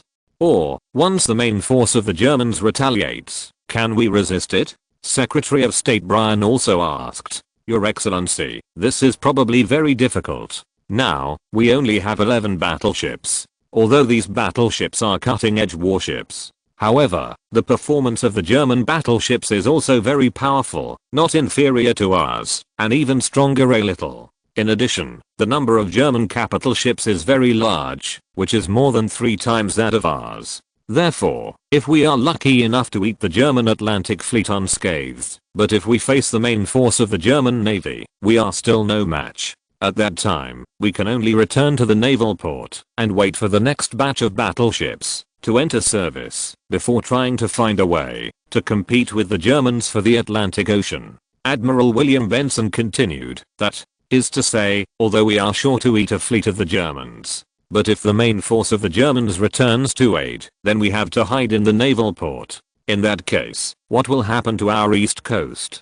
If the Germans attack us, if the bombardment is launched on the east coast of China, our prosperous cities will probably be turned into ruins. The Germans have done such things. Didn't they do the same thing in the island country? At that time, people living in the people on the east coast will definitely flee to the west frantically. This will be a disaster for the American Republic. Franklin Lane, Secretary of the Interior, shook his head again and again. Gentlemen, it is impossible for the Germans to put all their naval power into the Atlantic Ocean. After all, they still need to leave a strong fleet in the Far East. Otherwise, our greedy island allies will definitely take this opportunity to attack them, the Far East colonies of the United States. Minister Daniels said. But even so, we are no match for the German Navy, said Commerce Secretary Redfield. Yes, I admit it. But if our North Carolina class battleships and South Dakota class battleships are in service, we will have the strength to fight against the Germans. Daniels said. The risks involved are still too great. Now our strength is still very weak. If we rashly go to war with the Germans, it will be very detrimental to us. Not only us, our allies, but also Germany's potential opponents are still in the stage of weak strength. On the other hand, the Germans, although they are trying to digest the benefits gained from the war, in fact, their strength, at least the strength of the war, is still at the peak. Those demobilized soldiers can be eliminated within a month. Rearm. Their fleet can reach our east coast within a month.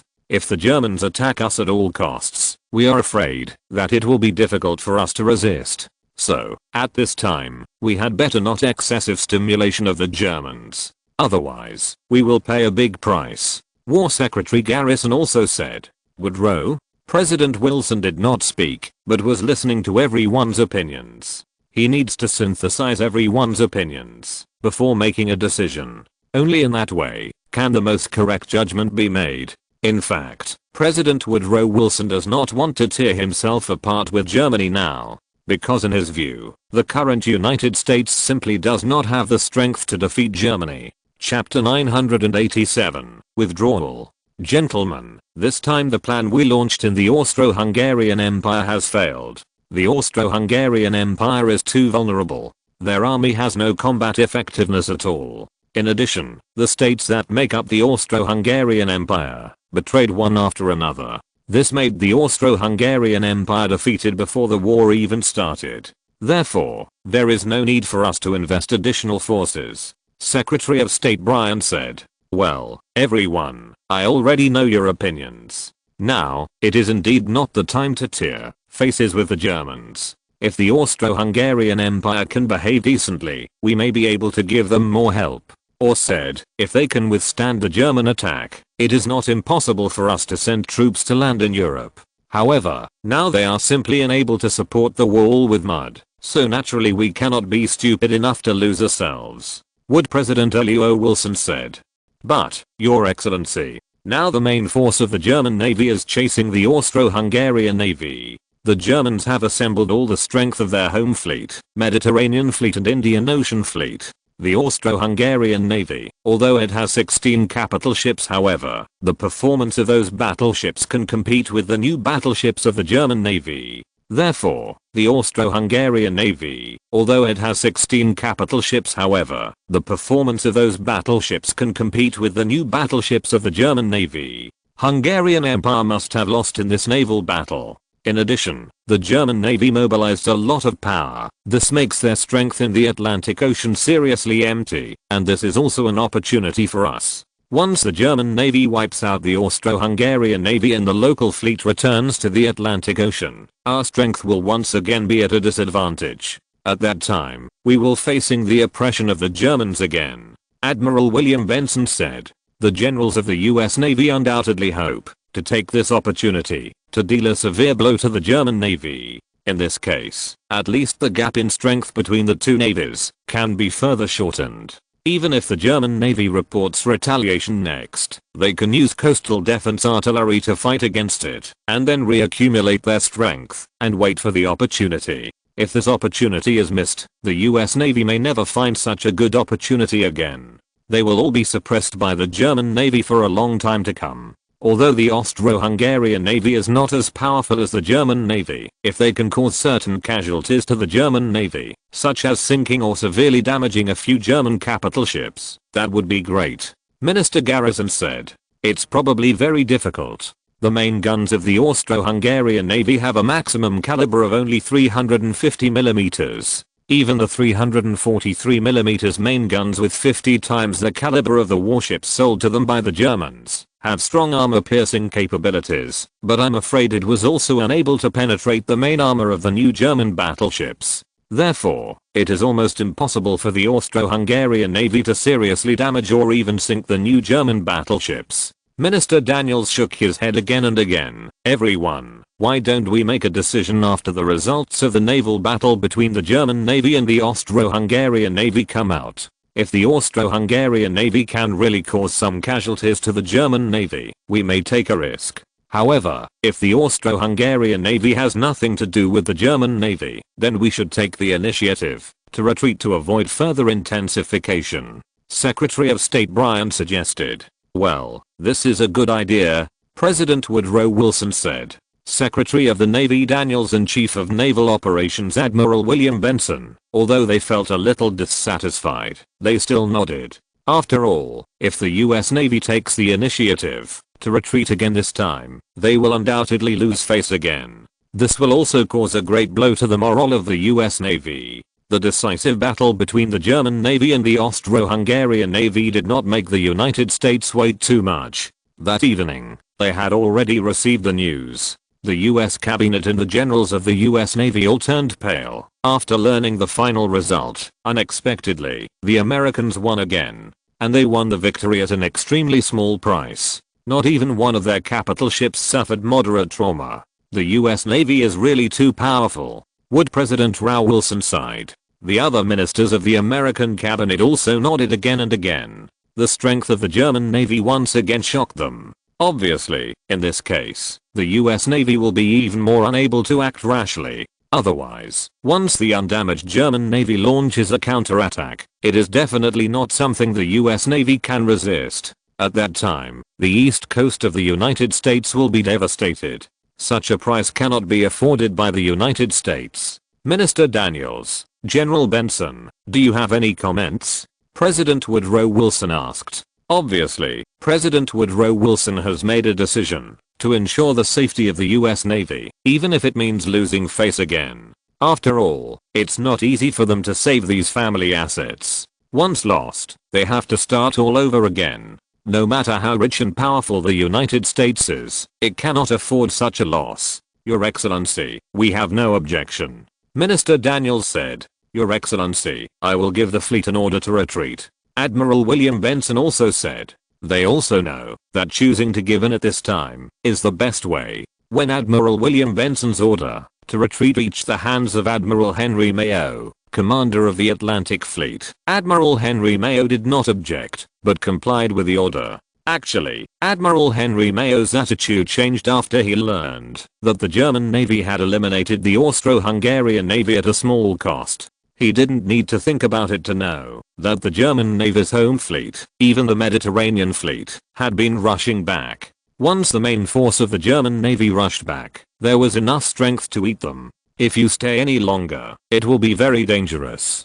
The US Navy immediately turned to withdraw from the confrontation area. The German Navy's Atlantic Fleet, after learning the news, slowly followed behind the US fleet and did not return until it had passed the midline of the Atlantic Ocean. The US Navy also got a piece of information later, which made the generals of the US Navy feel lingering fear. That is the aircraft carrier moored in Germany, all of which have disappeared.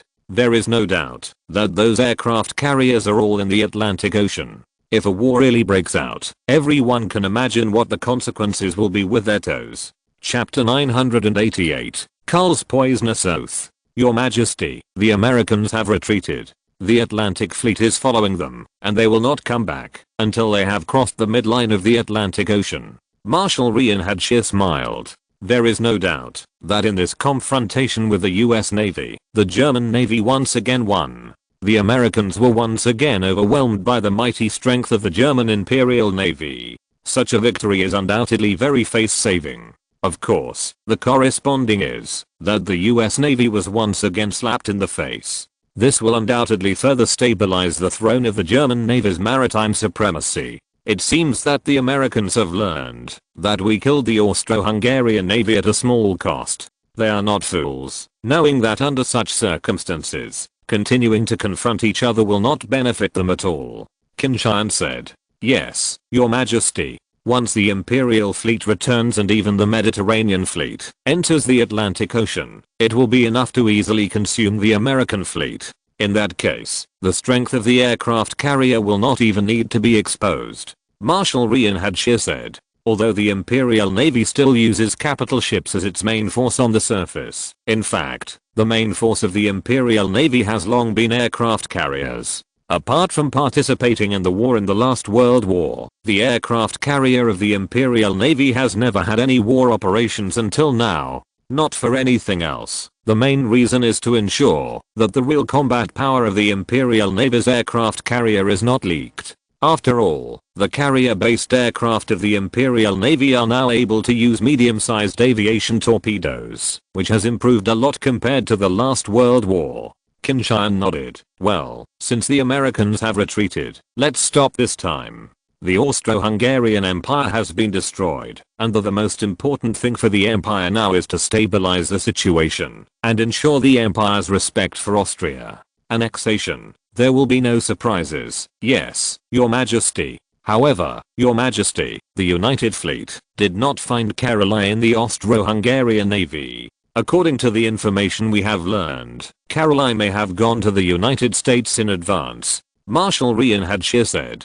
Qin Tian couldn't help but frowned. Obviously, Caroline escaped safely, which would definitely have some impact on Germany's annexation of Austria. After all, Caroline was the legitimate Emperor of Austria. However, this is the end of the matter, and there is no point in talking about other things.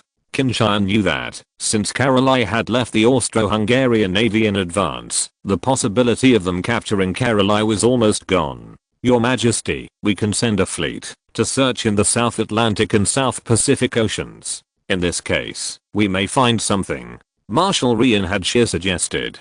Qin Tian thought for a while, but still shook his head. Forget it, it would be too much work. There are many routes for Caroline to escape to the United States. If you want to search, you need to dispatch a large number of warships. Moreover, the possibility of finding Caroline is still very small. In that case, some are unnecessary. Caroline fled to the United States, and the Americans will definitely support him in forming a government in exile. At that time, this may have an impact on our annexation of Austria. It will indeed have a certain impact. However, the impact is very limited. At most, Caroline called on those Austrians to resist us. However, as the empire becomes stronger and stronger, the standard of living will also slowly change. At that time, those Austrians will naturally agree with the German Empire. There will be fewer and fewer people who are willing to continue to be loyal to Caroline. No one will be able to stop the empire from annexing Austria. Qin Tian said confidently. Yes, Your Majesty. Marshal Reinhard Scheer, seeing how determined Qin Tian was, had no choice but to say no more. At this moment, Caroline is still in the Indian Ocean. Although the speed of the light cruiser is very fast, it will take a certain amount of time to cross the Indian Ocean and enter the Pacific Ocean. Because of the whereabouts of Caroline, it is a secret among the Austro-Hungarian Navy, and only a few people know it. In addition, for the sake of safety, the light cruiser Caroline was on strictly enforced radio silence along the way, which made the United States not know whether Caroline was dead during this battle. Originally, the US government also wanted to wait until Caroline arrived in the United States to help Caroline form a provisional government in the United States. Then use the provisional government of the Austro-Hungarian Empire to provoke the people of the Austro-Hungarian Empire to oppose the rule of Germany and cause trouble for Germany. However, Caroline's life and death are unknown now, which makes their plan only shelved. Although, Caroline's queensitter, son Otto von Habsburg and daughter Adelaide have already arrived in the United States first. However, without confirming that Caroline was really dead, queensitter did not want Crown Prince Otto to come forward to form a government in exile. After all, Otto, the crown prince of the Austro-Hungarian Empire, is only 5 years old now. The United States did not force it too much. They knew very well that even Caroline did not have much influence in the Austro-Hungarian Empire, let alone a 5-year-old Crown Prince Otto. It took a month for the light cruiser that Caroline was on to arrive in the United States. Along the way, in order to avoid the possible pursuit of the German Navy, they have gone through all kinds of difficulties and dangers. The flag of the Austro-Hungarian Navy has long been taken down and replaced by the American flag. It is precisely because of this that they narrowly escaped the blockade of the German Navy and arrived in the United States. When Caroline and the others arrived in American waters and were interrogated by warships of the US Navy, they informed the US Navy of their identities. The US Navy warships did not dare to neglect and immediately reported to their superiors. Eventually, the level-by-level report was given to President Woodrow Wilson.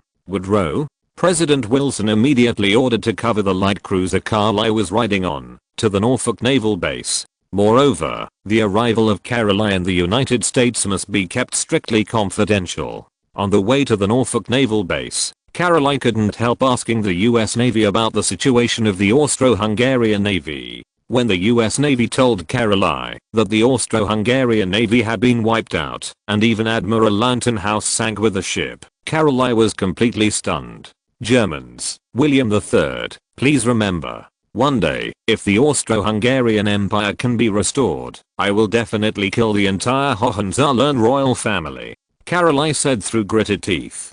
Chapter 989, Government in Exile.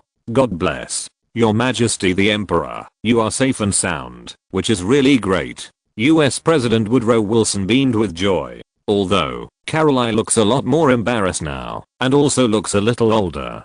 But, after all, he survived. This is undoubtedly a great thing for the United States. At least, they can justifiably use the banner of Caroline and provoke trouble behind their backs. In other words, as long as they provide support to Caroline, Caroline will do everything possible to trouble Germany. Yes.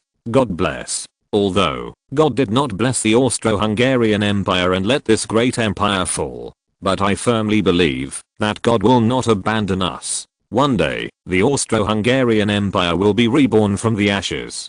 At that time, we will definitely defeat the Germans and make them pay for what they are doing now, Caroline said through gritted teeth. After learning that the Austro-Hungarian Navy was annihilated and Admiral Lantern House was also killed in battle, Caroline's anger towards Germany reached its peak. He had never been so angry, even when the Austro-Hungarian Empire was overthrown by Germany. Admiral Lantern House was very loyal to Caroline, which also made Caroline attach great importance to Admiral Lantern House, and he did not hesitate to fully support Admiral Lantern House in developing the Navy, and General Lantern House did not disappoint him. Now, Admiral Lantern House died in battle for the Austro-Hungarian Empire, and he was sent out safely in advance. This moved Caroline very much, and at the same time he hated Germany even more for the death of Admiral Lantern House. That's why he swore to kill the entire Hohenzollern royal family. Of course, that was just a poisonous oath made by King Caroline. Whether it will be successful or not is very difficult to say. Caroline also knew very well that relying on their own strength alone, it is almost impossible to seek revenge from the German Empire. Therefore, now we can only rely on the strength of the Americans. This is why Caroline didn't even go to see his wife and children after he arrived in the United States, but rushed to the White House immediately to meet President Woodrow Wilson. Your Majesty, I completely agree with you. The Austro-Hungarian Empire is a great country, but unfortunately, the Germans destroyed the great Austro-Hungarian Empire with extremely lame excuses. Such behavior is really shameless. I believe that one day the Austro-Hungarian Empire will be re-established. President Woodrow Wilson said, Your Excellency, if the Austro-Hungarian Empire wants to rebuild, there is still a long way to go. I hope that I can get the support of you and the US government. Caroline said, Of course, there is no problem at all. The Austro-Hungarian Empire is a friend of the American Republic, and we will fully support you. President Woodrow Wilson nodded repeatedly. Supporting the Austro-Hungarian Empire was originally the established policy of the United States. As long as they can hit Germany, no matter what method they use, they are willing to do it. Great, Your Excellency. With the support of the United States, we will definitely defeat the Germans one day. Caroline said excitedly. Now they are poor and white. Although, when escaping from the Austro-Hungarian Empire, some gold and other valuables were kept. But if they want to support their expenses, this amount of money is simply not enough. If it can get the support of the United States, then all problems will be solved. After all, the United States is notoriously rich and powerful. Your Majesty, the most important thing now is to form the Austro-Hungarian government in exile. Let the people of the Austro-Hungarian Empire know that His Majesty the Emperor is still alive and can continue to lead the people of the Austro-Hungarian Empire to resist the Germans. Let them not forget the Austrian-Hungarian government. The Hungarian Empire, President Wilson said. Caroline nodded. The Austro-Hungarian Empire has now been destroyed, and those states have become independent one after another. And Austria was directly annexed by the German Empire. If the Germans completely digested Austria, or if the Austrians accepted a new identity, then the Austro-Hungarian Empire would be over. Therefore, Caroline must find a way to continue to let the people of Austria know that he is still alive, and that the Austro-Hungarian Empire will continue to exist, thus making those supporters of him and the Austro-Hungarian Empire to resist Germany. The United States can support His Majesty the Emperor with a sum of money. After all, Germany has become the enemy of all of us. President Wilson said. Thank you, Your Excellency. In addition to financial support, we need more support. We hope that the US government can support us in recruiting suitable people among the Americans of Austro-Hungarian descent and let them go to Europe after training. Go to the Austro-Hungarian Empire and organize the people to fight against the German invasion. In addition, in terms of weapons and equipment, the US government also needs strong support. Caroline said. President Wilson nodded and agreed to Caroline's request. For the United States, this is nothing at all. If Caroline and their actions can be effective, it will also be very helpful to the United States. At least, the Germans can be caught in a state of desperation, and they will no longer pose much threat to the United States. On April 21, 1917, Emperor Caroline of Austria-Hungary announced in the United States that the Austro-Hungarian government in exile was formally formed, and called on all the people of the Austro-Hungarian Empire to remember the glory of the Austro-Hungarian Empire, take up arms and resist the German invasion. Caroline also called on those states that had become independent from the Austro-Hungarian Empire to reunite and fight against Germany. It's just that Caroline's influence in the Austro-Hungarian Empire is really not great. Even he was crown prince for a while. However, due to personal ability, not many people in the Austro-Hungarian Empire accepted him. Now, the Austro-Hungarian Empire no longer exists, which certainly makes many people distressed. However, most people still recognize the reality and know that the Austro-Hungarian Empire is gone forever. It is impossible to reproduce the glory of the Austro-Hungarian Empire. Even in Austria, or the eastern province of the German Empire, there are not many people who still think of Caroline. It is even more impossible for them to take up arms to fight against the German Empire. It would be a matter of losing their heads. What's more, what the Germans did in Austria did not harm their interests. Instead, They were trying to improve the living standards of the local people, and this also made the Austrians who opposed Germany continue to decline. Chapter 990, New Aircraft Carrier. In June 1917, part of the German 4th Army and the German 8th Army successfully captured the entire Australia. This brought the German Army's overseas combat operations to an end. Prior to this, another German army also captured the British colonies in Africa. Germany's huge overseas colonial system was finally established. Now, Germany's overseas colonies cover a total of almost 40 million square kilometers.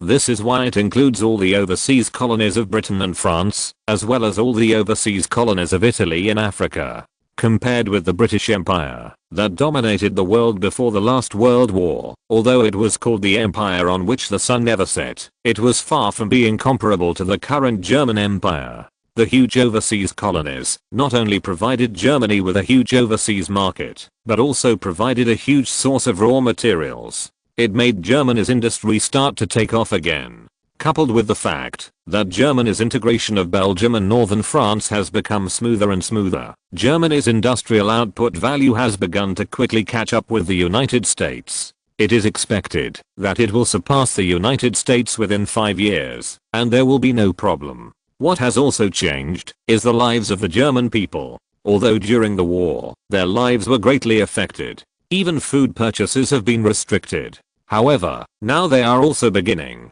to enjoy the dividends of war. In addition, under Qin Tian's request, the German government implemented a series of policies to improve people's livelihood and increase population. Germany's development has once again entered a fast track. It is foreseeable that Germany will become stronger and stronger in the future. It will be more difficult for other countries to challenge Germany's world hegemony. At the end of 1917, Deutsche Shipyard, Qin Tian, Marshal Reinhard Scheer, German Minister of the Navy, Admiral Hipper, Commander of the Imperial Home Fleet, and Lieutenant General Richter Pfalz, Chief of Staff, all came here.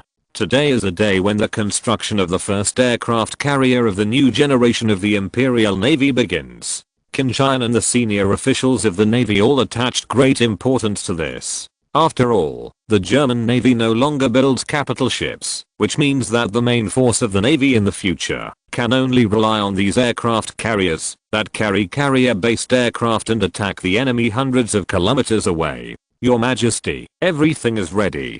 Brott, the director of Deutsche Shipyard, reported. At the beginning, when Qin Tian was still an ordinary prince, he bought a royal shipyard under the royal family, and then changed its name to Deutschland Shipyard. The first dreadnought ship of the German Navy, the Nassau-class battleship, was built here. It can even be said that the takeoff of the German Navy started here. Now, the Deutsche Shipyard has developed into the largest shipyard in the empire, because it undertook the construction of most of the capital ships of the Imperial Navy during the war. Deutsche Shipyard not only builds warships, but also produces large oil tankers and large cargo ships, and its total assets exceed tens of billions of marks. Then let's start. Qin Tian nodded. Yes, Your Majesty. Brott immediately went to make arrangements. The crane lifted a thick steel column with a length of 50 meters to the dock. This is the keel of the battleship. The aircraft carriers of the German Navy are getting bigger and bigger, and they are carrying more and more carrier-based aircraft. This makes the aircraft carrier must have a more stable structure, and only in this way can it bear the blow of the huge hull and the wind and waves on the sea, and fight in the fierce sea conditions in the future. When the keel was placed, the audience applauded enthusiastically. Your Majesty, once our new aircraft carrier is completed and put into service this time, we will have 10 aircraft carriers. This will further enhance the strength of our aircraft carrier fleet. Marshal Reinhard Scheer smiled. Well, 10 aircraft carriers are already far ahead of other countries. We can even consider assigning those aircraft carriers to each fleet, Qin Tian said. According to Qin Tian's plan, each of the current 5 fleets of the German Navy needs to have at least 2 aircraft carriers. In this way, it can be ensured that each fleet of the Imperial Navy has a strong aviation force. Once a war breaks out in the future, every fleet of the German Navy will have strong strength and can deal with enemies from all directions. Of course, 10 aircraft carriers, though not a lot. However, if it is dispersed to various fleets, it will appear a little less.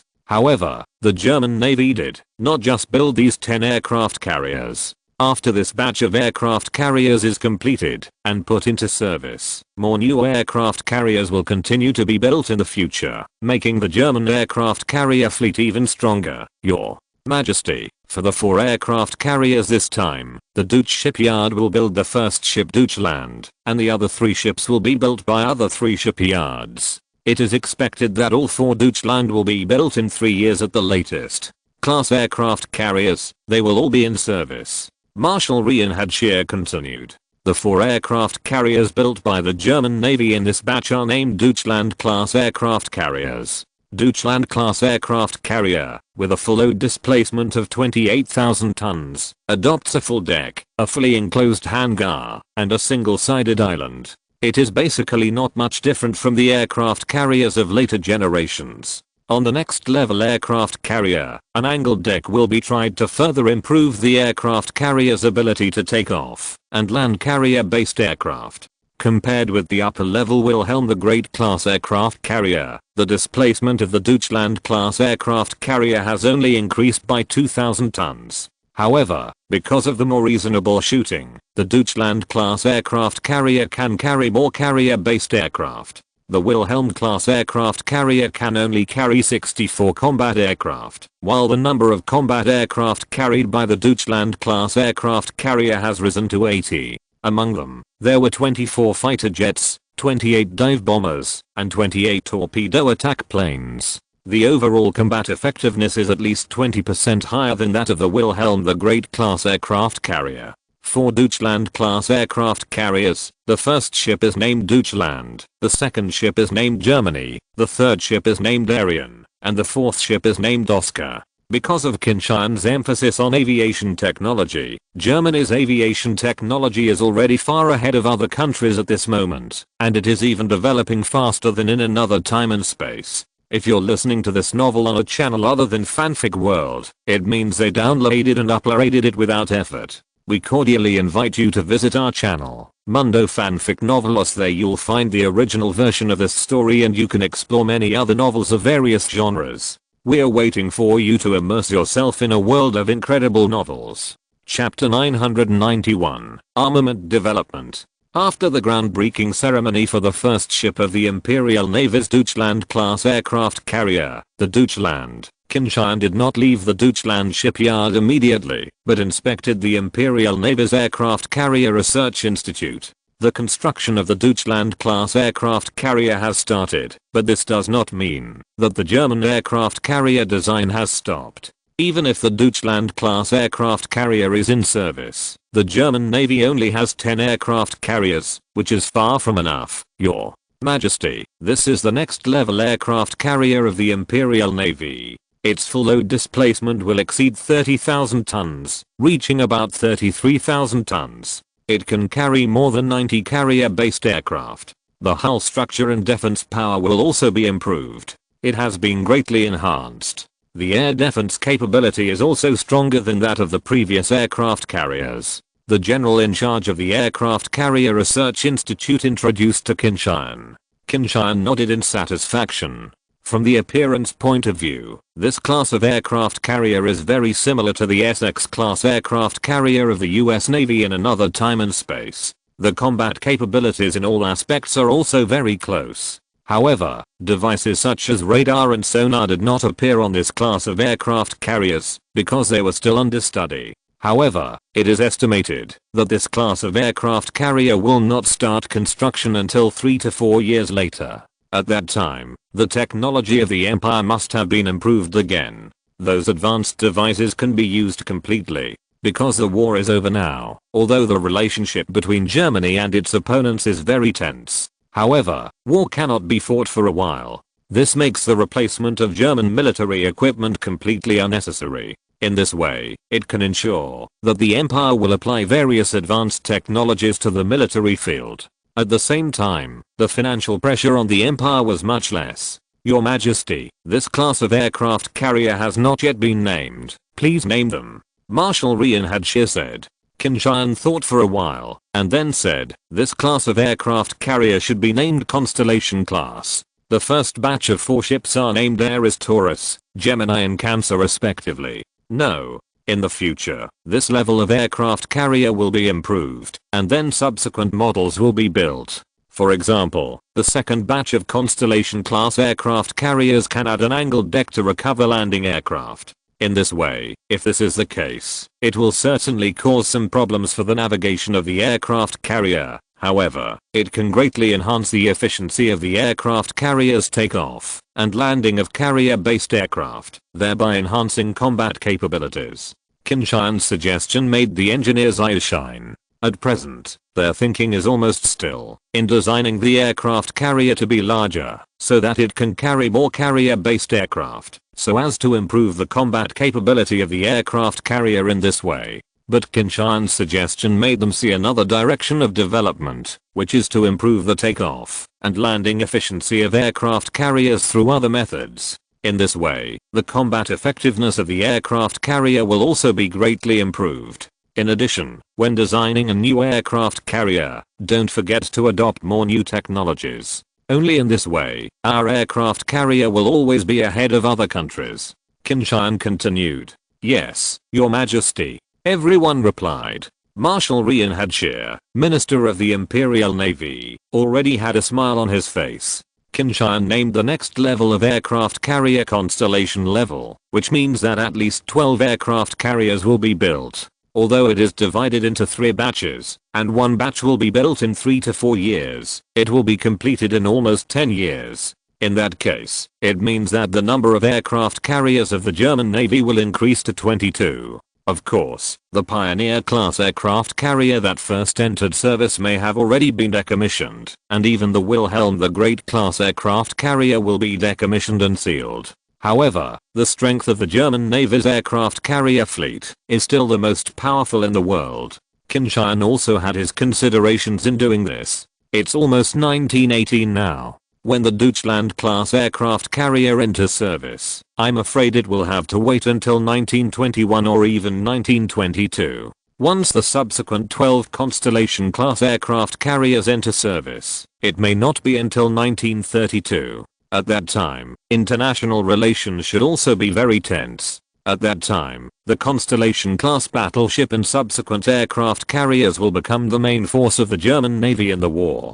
Start building now, and accumulate more experience from it, which will allow Germany to build more powerful aircraft carriers faster after the war breaks out. In another time and space, after the outbreak of World War II, the US Navy suffered heavy losses under the sneak attack of the island navy. In order to regain control of the Pacific Ocean, didn't they build the SX-class aircraft carrier like dumplings? At that time, Germany will definitely further speed up the construction of aircraft carriers. Only in that way can Germany be guaranteed victory in future wars. After returning to Berlin from the Deutsch shipyard, Qin Tian inspected the Deutsch heavy machinery factory non-stop. Although, this is also Qin Tian's property. But at the same time, the German heavy machinery manufacturing plant has become the main supplier of armored weapons for the German army. The tanks and armored vehicles used by the German army in the last World War were almost designed and manufactured by this factory. After the war, the German heavy machinery factory also started the development of new tanks.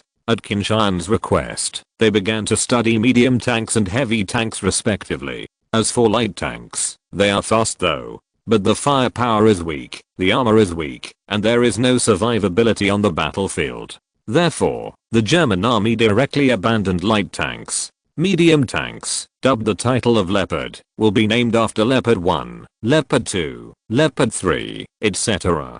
Heavy tanks are dubbed Tiger and named after Tiger 1, Tiger 2, Tiger 3. Of course, whether there will be main battle tanks in the future depends on the development of technology. In addition to tanks, armored combat vehicles and armored personnel carriers are also the direction of development.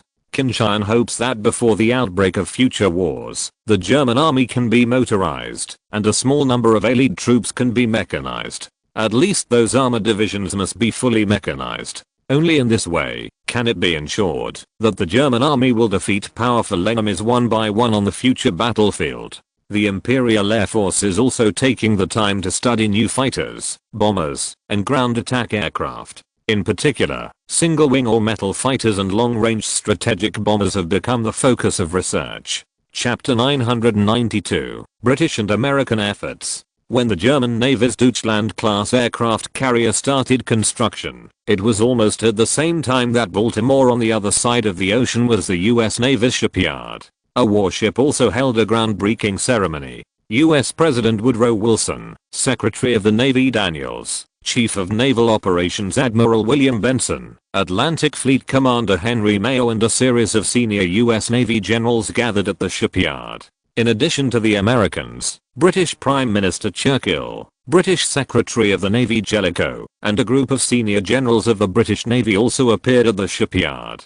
Because the warship that is about to start construction was jointly developed by the United Kingdom and the United States. The warship that is about to start construction is an aircraft carrier jointly developed by Britain and the United States. When the German Navy has made amazing achievements in the field of aircraft carriers and began to build aircraft carriers in large quantities, the United Kingdom and the United States have not been idle, and they are also struggling to catch up with Germany. However, because they started late and had a low starting point, their progress was very slow.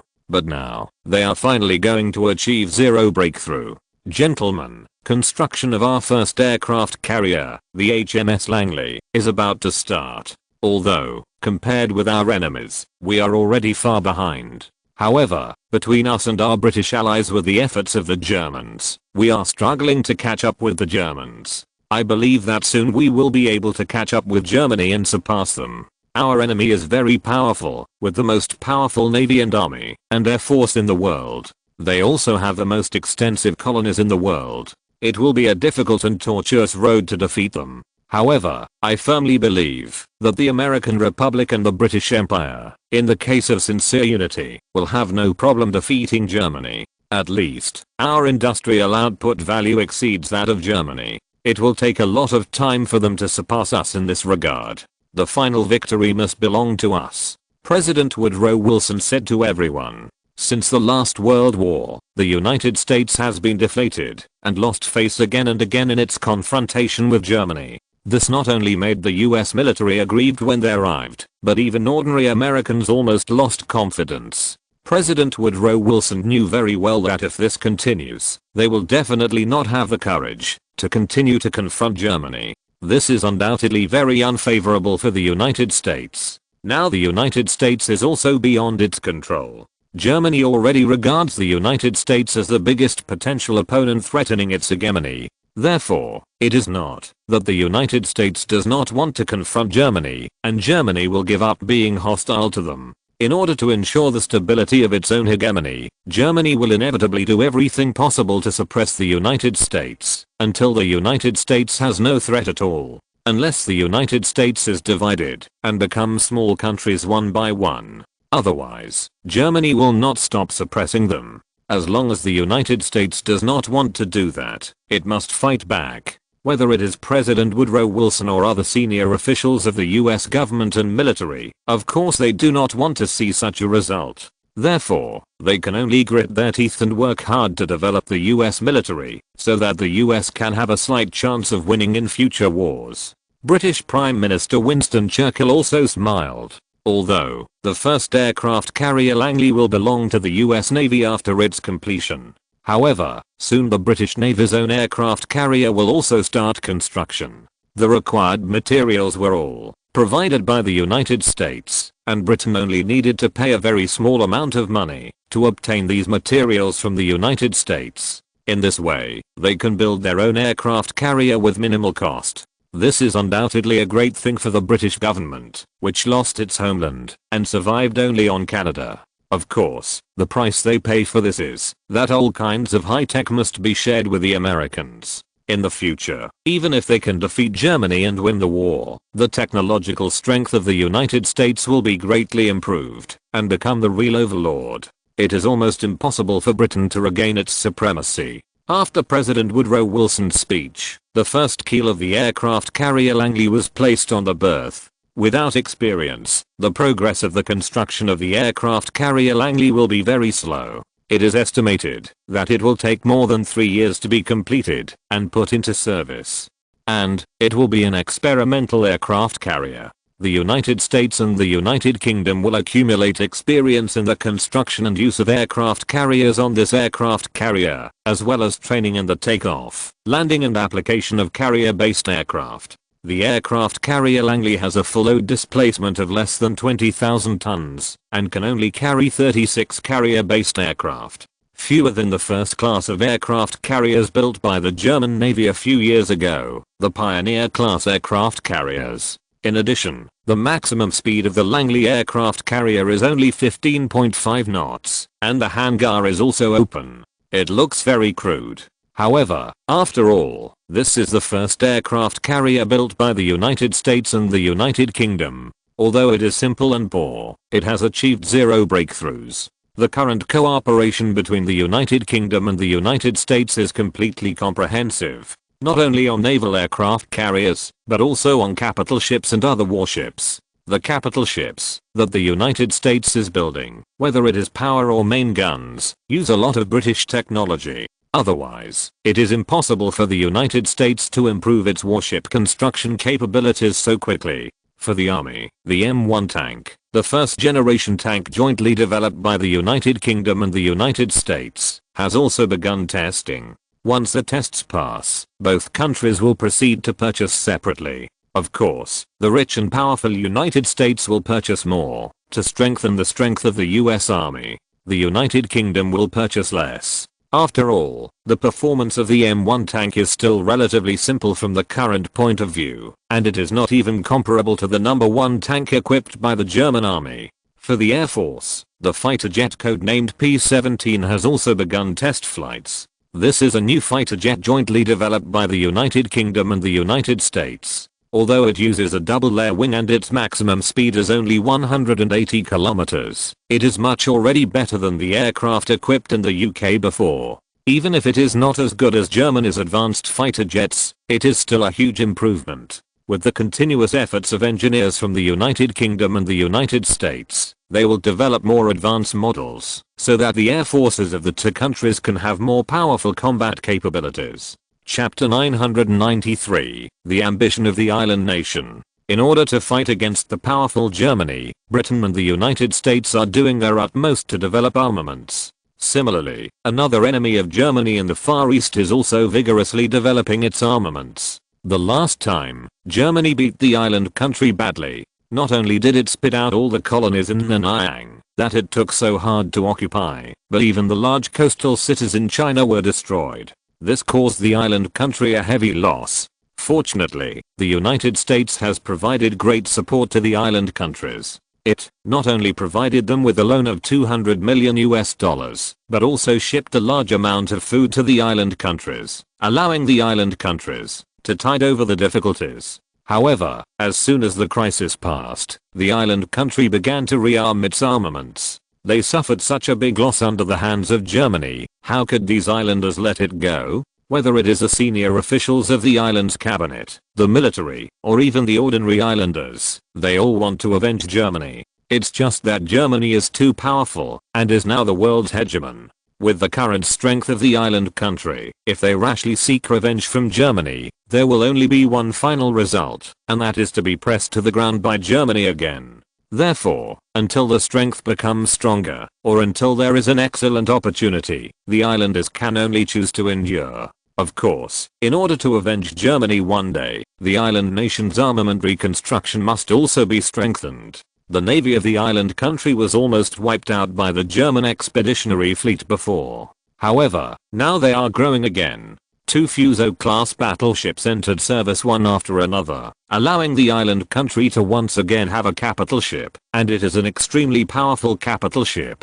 In the shipyard of the island navy, there are still many capital ships under construction, including 2 ice-class battleships. Even the subsequent more powerful capital ships are also under construction. However, the navy of the island country is still very dissatisfied with this. In their view, the navy of the island country must become stronger. In this way, they will have a day to defeat Germany and take revenge. The Ministry of the Navy of the island country, Admiral Thomas Aburo Kato, Minister of the Navy, Admiral Hayao Shimamura, Commander of the Navy, and General Jintaro Yamashita, commander of the Joint Fleet, are discussing the current development of the navy of the island country. Gentlemen, the German Pacific Fleet has officially entered the Lion City, which will become their home port. The entire Western Pacific and Central Pacific will become their defense zone. This is undoubtedly a great threat to the empire. We can even conclude that the German Pacific Fleet is aimed specifically at the empire. Last time, the Germans certainly defeated the empire, but the development of the empire has also attracted their attention. Admiral Kato Yusaburo looked solemn. Kato-kun, the German Pacific Fleet has 8 capital ships, including 5 King-class battleships and 3 Derfliner-class battle cruisers. Although these battleships were all Germans in the last it was built during the World War.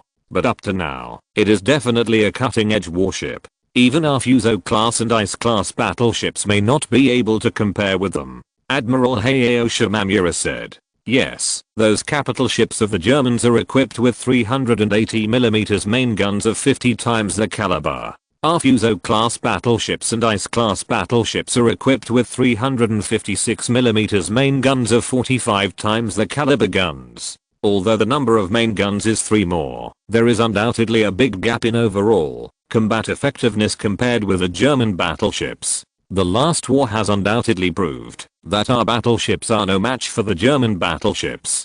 Under the advanced capital ship, there is almost no power to fight back, Admiral Jintaro Yamashita said. His predecessor, Admiral Ijun Goro, died in battle, which made the United Fleet full of hatred for Germany. In addition, we are far from enough in terms of the number of capital ships alone.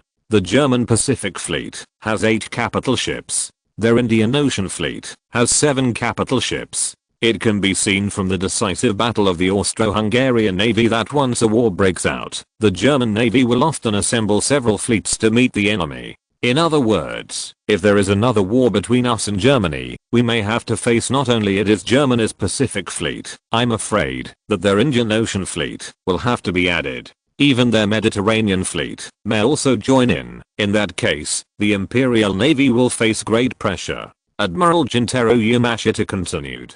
General Tomasaburo Kato and General Hayao Shimamura had very ugly faces, almost desperate. The Pacific Fleet of the German Navy alone is enough to put them under great pressure. If the Indian Ocean Fleet joins in, then they have no chance of winning, let alone the Mediterranean Fleet. Although the defense zone of the Mediterranean Fleet is too far away from the Far East. However, judging from the distribution of several major fleets of the German Navy, especially after the Austro-Hungarian Navy was resolved, the task of the Mediterranean Fleet has become to support other fleets. Regardless of whether it is the East or the West, if something happens, the Mediterranean Fleet can go to support it. If this is the case, then our strength needs to be further improved. General Kato Yusaburo said. Kato-kun, the design plan for the Nagato-class battleship follow-up to the Ice-class battleship has been completed. The main gun will use 4 double-mounted 410mm main guns with a caliber of 45 times. The Navy's cutting-edge battleships can also fight against it. In addition, the design of the Kaga-class battleships following the Nagato-class battleships has also begun. If the 4 battleships of these 2 classes can be completed and put into service, at least we have the strength to fight against the German Pacific Fleet. If we can add the capital ship that we will continue to work on later, it is not impossible to fight against the German Pacific Fleet and Indian Ocean Fleet at the same time.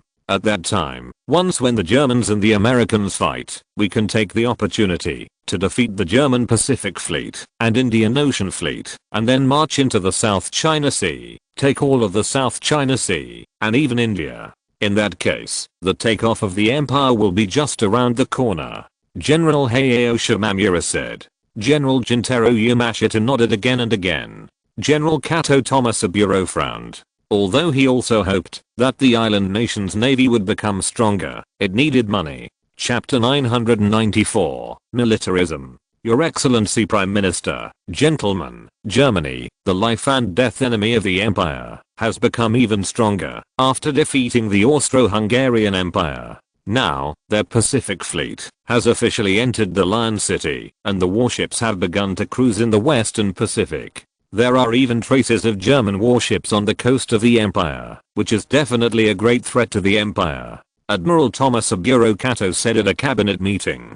Prime Minister Terashi Masaki and a group of high-ranking officials from the island's cabinet all looked serious. All of them still remember the attack Germany launched against the island nation before. This is undoubtedly inseparable from the downfall of the previous Akuma Shigenobu's cabinet. The Germans are now the hegemons of the world. We all know how powerful they are. The empire wants revenge, but I don't know when it will wait. Masaki Teraoshi sighed. The other cabinet ministers nodded again and again. The mighty Germany is like a big mountain, pressing on their heads, making them almost breathless. Your Excellency Prime Minister, gentlemen, Germany is very powerful. However, Germany's main enemy is not the empire, but the United States on the other side of the ocean.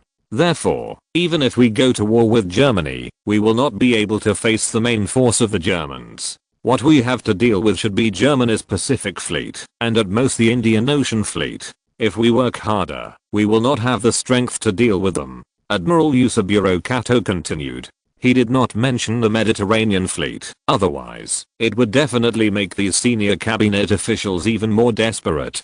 Kato-kun, the German Pacific Fleet and Indian Ocean Fleet alone may not be easy to deal with. Terashi Masaki said. Yes, Your Excellency Prime Minister. However, we must have the courage and confidence to catch up.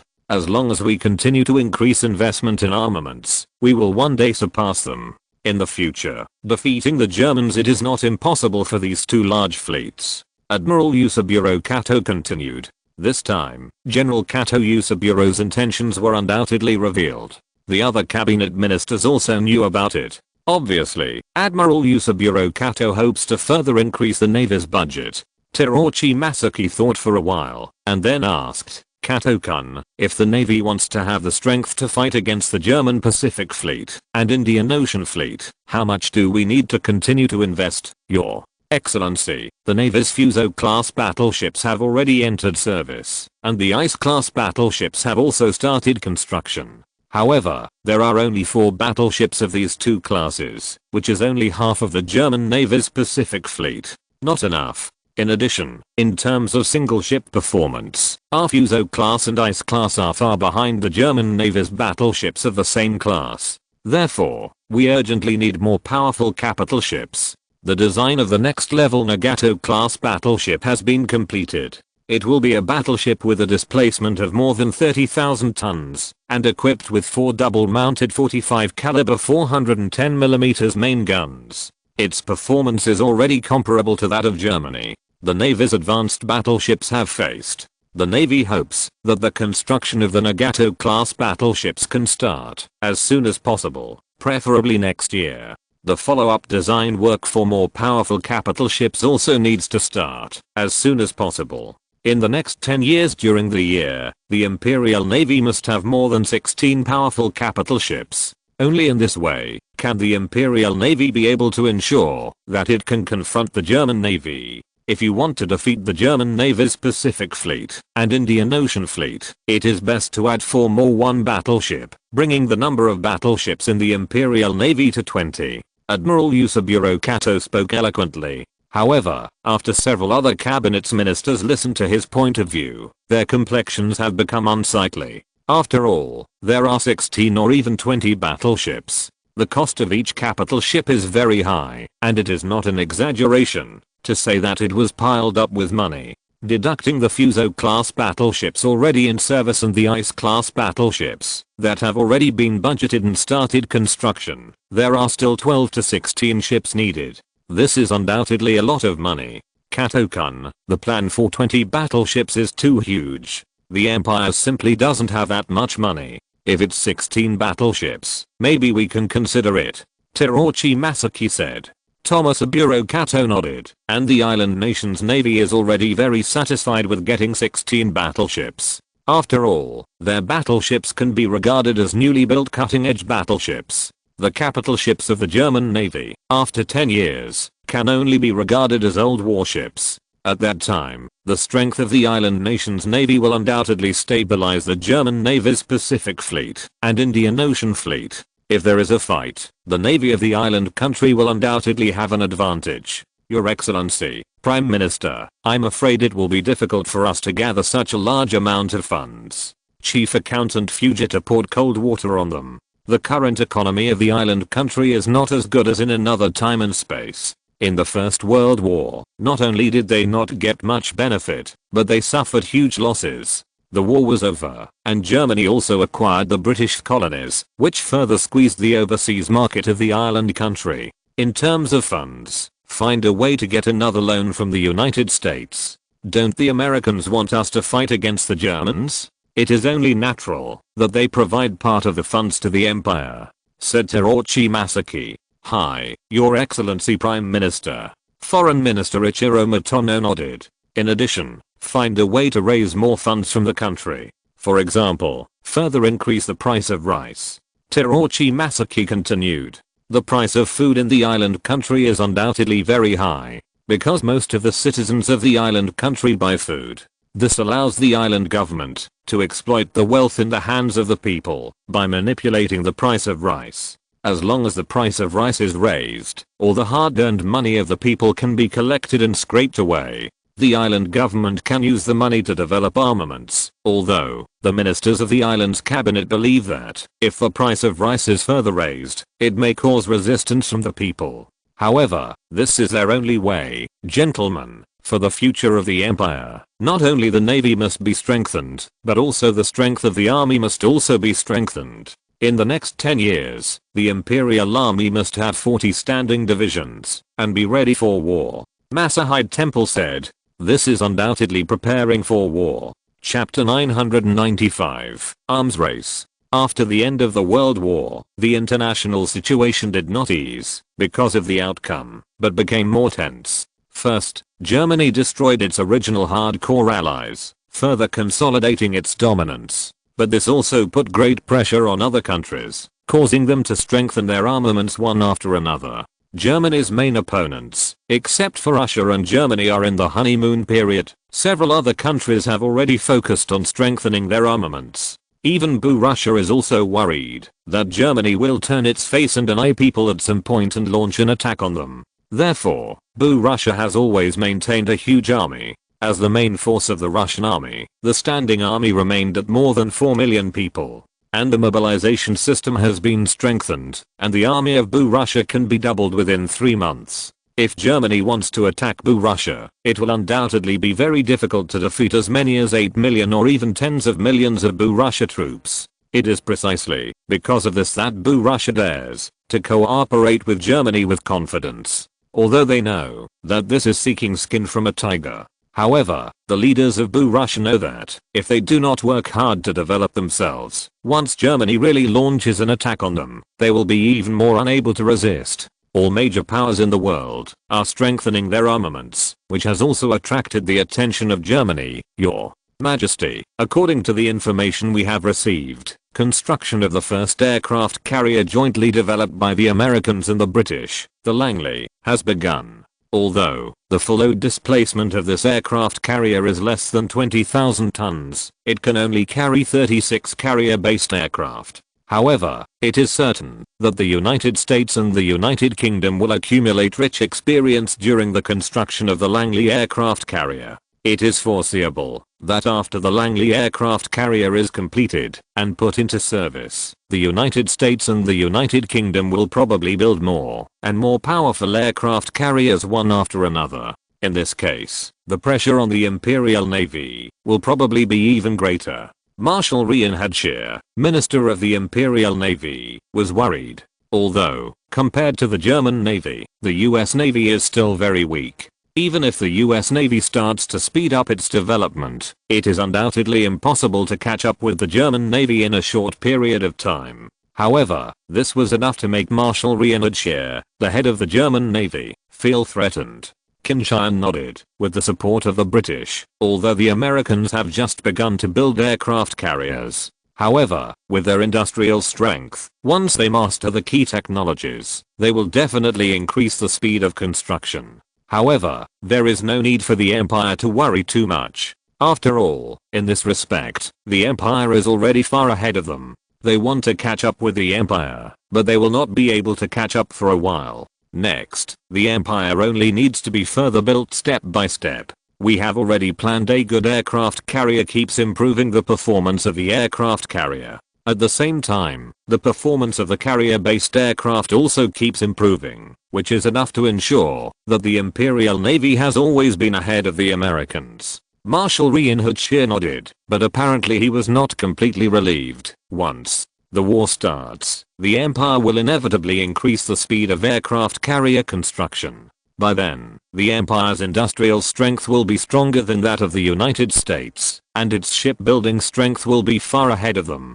It takes about half the time to build an aircraft carrier to increase the size of our aircraft carrier, and it is a one-time construction of multiple aircraft carriers. I guarantee that once a war breaks out in the future, the Imperial Navy will definitely be able to crush the US Navy. Qin Tian continued. Marshal Reinhard put his hanging heart back into his stomach. Your Majesty, in addition to aircraft carriers, the Americans and the British have not slowed down in the construction of capital ships. Although the British retreated to Canada, they restarted the Lion-class battleships and the Hood-class battleships. The construction of cruisers. After the Colorado-class battleships were in service, the US Navy continued to build the North Carolina-class battleships. It is said that the follow-up South Dakota-class battleships are also on the agenda. Threat. Marshal Reinhard said. The US Navy already has 11 battleships. If 2 North Carolina-class battleships and 4 South Dakota-class battleships are completed and commissioned, this will bring their number of capital ships to 17, plus the British's 8. This is 25 ships. The German Navy's home fleet and the Atlantic Fleet have only 16 capital ships in total. Even if the 7 capital ships of the Mediterranean Fleet are added, it is also at a disadvantage. Therefore, the German Navy has already had a point of view to restart the construction plan of the capital ship, and then build to levels of about 10 capital ships to further enhance the strength of the German Navy's capital ships. The Americans and the British want to build capital ships, so let them build them. A country's national power is limited. When they build a lot of capital ships, they will inevitably be affected on the aircraft carrier, and the aircraft carrier replaces the main force. The warship is already a firm matter. If this is the case, it will make it easier for us to defeat them in the future. Qin Tian said. Although capital ships still have strong combat effectiveness in certain battlefield situations. However, generally speaking, being replaced by an aircraft carrier is irreversible. Qin Tian wished that the United States and other enemies would build more capital ships. In that case, under the attack of the overwhelming carrier-based aircraft of the German aircraft carrier, they would only become living targets. Marshal Reinhard saw that Qin Tian was not going to back down on this issue, so he had no choice but to say nothing more. He had no choice but to ask for the construction of a battleship. Qin Tian would definitely veto it. After all, building a huge capital ship can almost build an aircraft carrier plus all carrier-based aircraft. Your Majesty, in addition to the United States and the United Kingdom, the island countries are also frantically building capital ships. The island navy has already served 2 Fuso-class battleships, and 2 more Ice-class battleships are under construction. And the latest according to news, the follow-up Nagato-class battleship of the Japanese Navy has completed the design, and is expected to start construction soon. Qin Tian nodded. It seems that the last time the Empire hurt the islanders completely, that's why they tightened their belts to build capital ships. However, that's nothing. Once the Empire assigns the aircraft carrier to the Pacific Fleet, and after the Indian Ocean Fleet, they will have enough strength to deal with the islanders. Chapter 996, Arms Control Conference. The United States, the United Kingdom, and island countries, including Germany itself, are all developing armaments crazily. This has made international relations more and more tense, and countries have invested more and more in armaments for their own security. If things go on like this, the finances of various countries will definitely not be able to hold on. Even if Germany has gained a lot of benefits in the war, and has the world's largest colony, if it invests too much in armaments, it will also have a great impact on Germany's development. This made Qin Tian think about whether there is any other way to cool down the current arms race. In this case, it is beneficial to all countries. Qin Tian is also worried that, if the military strength of various countries develops stronger, Germany will probably pay a greater price if it wants to defeat them and win the war in the future. It would be great if the Washington Conference could be convened, like in another time and space, to limit the tonnage of the navies of various countries. Although it will definitely be violated in the end, at least it can win a few years. Qin Tian secretly thought of. However, Qin Tian also notes that it may be very difficult to achieve such a goal in this time and space. After all, Germany now has the most powerful military force in the world. If Germany wants to ensure its dominance, it must have an absolute advantage in the face of the United States, Britain and Ireland countries. The United States, Britain and Ireland countries will definitely not agree. In this case, it is simply impossible for such an arms control meeting to continue. Regardless of whether it is possible or not, we must always work hard. At least the whole world can see the efforts made by the empire for peace and improve the image of the empire. Qin Tian made a decision. Now Germany, although it has become the world hegemony, however, the international image is not very good. On the one hand, it is because Germany has been too strong over the years, defeating those powerful enemies time and time again in the war. On the other hand, it is the intentionally distorted propaganda of other countries. This also made many countries regard Germany as a greedy conqueror, worrying that their country would be attacked by Germany. If Germany can call on all countries to hold arms control conferences to limit the development of armaments in various countries, this will undoubtedly allow people all over the world to see Germany's sincerity. After thinking of these things, Qin Tian immediately held an imperial meeting and confessed his thoughts to the important ministers of the empire. When everyone understood what Qin Tian meant, they were all dumbfounded. If someone else proposed such a plan, they would definitely think it was whimsical. However, it was Qin Tian who proposed it, so they had to carefully consider their words. Your Majesty, Americans, British and Islanders, will they accept it? I'm afraid it will be difficult. Prime Minister Bismarck said. If the British are excluded, the empire is at war with them after all. In addition, the Ottoman Turkish Empire and the Kingdom of Italy can be brought in. Although the two countries do not have much strength, it is still necessary to increase the number of countries present. King God said, Your Majesty, even if this is the case, the United States and the island countries will obviously not agree easily. They all regard the empire as their enemy and strive to develop their military power. It is their basic national policy. If they want them to stop the development of military power, they should not likely. Admiral Reinhard Scheer, Secretary of the Navy, also said. Qin Tian nodded. I know. However, we have to work hard. If they can accept such a condition, it would be the best. If they are not willing to accept it, it will not be a big deal for the empire. Loss. My real intention is to change the international image of the empire through the Arms Control Conference, so that people all over the world know that the empire desires peace and wants to make efforts for peace.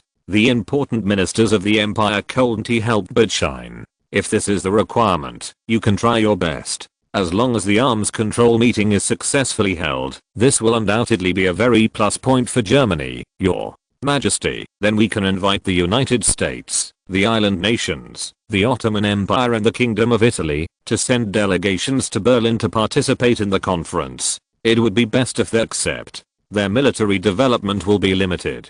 If you don't want to, then the empire can also charge them with the crime of breaking the peace. Foreign Minister Wahid said. Well, that's the truth. Qin Tian said with satisfaction. Your Majesty, how can we restrict them at the meeting? Marshal Reinhard Scheer asked. Obviously, the main purpose of this arms control conference is to control the development of navies in various countries. The total tonnage of the capital ships of the Imperial Navy must exceed the sum of the United States and the island countries. The tonnage of the Imperial aircraft carriers must also exceed their sum. As for the others, the Admiralty can figure it out. Qin Tian said. Your Majesty, I'm afraid they won't agree to such a condition. Marshal Reinhard Scheer frowned. Although, the total tonnage of capital ships and aircraft carriers of the German Navy has exceeded the combined tonnage of the United States and Ireland countries. However, Germany has stopped building capital ships, and construction of aircraft carriers has slowed down. In contrast, the United States and Ireland countries are frantically building capital ships, and the construction of aircraft carriers will soon be accelerated.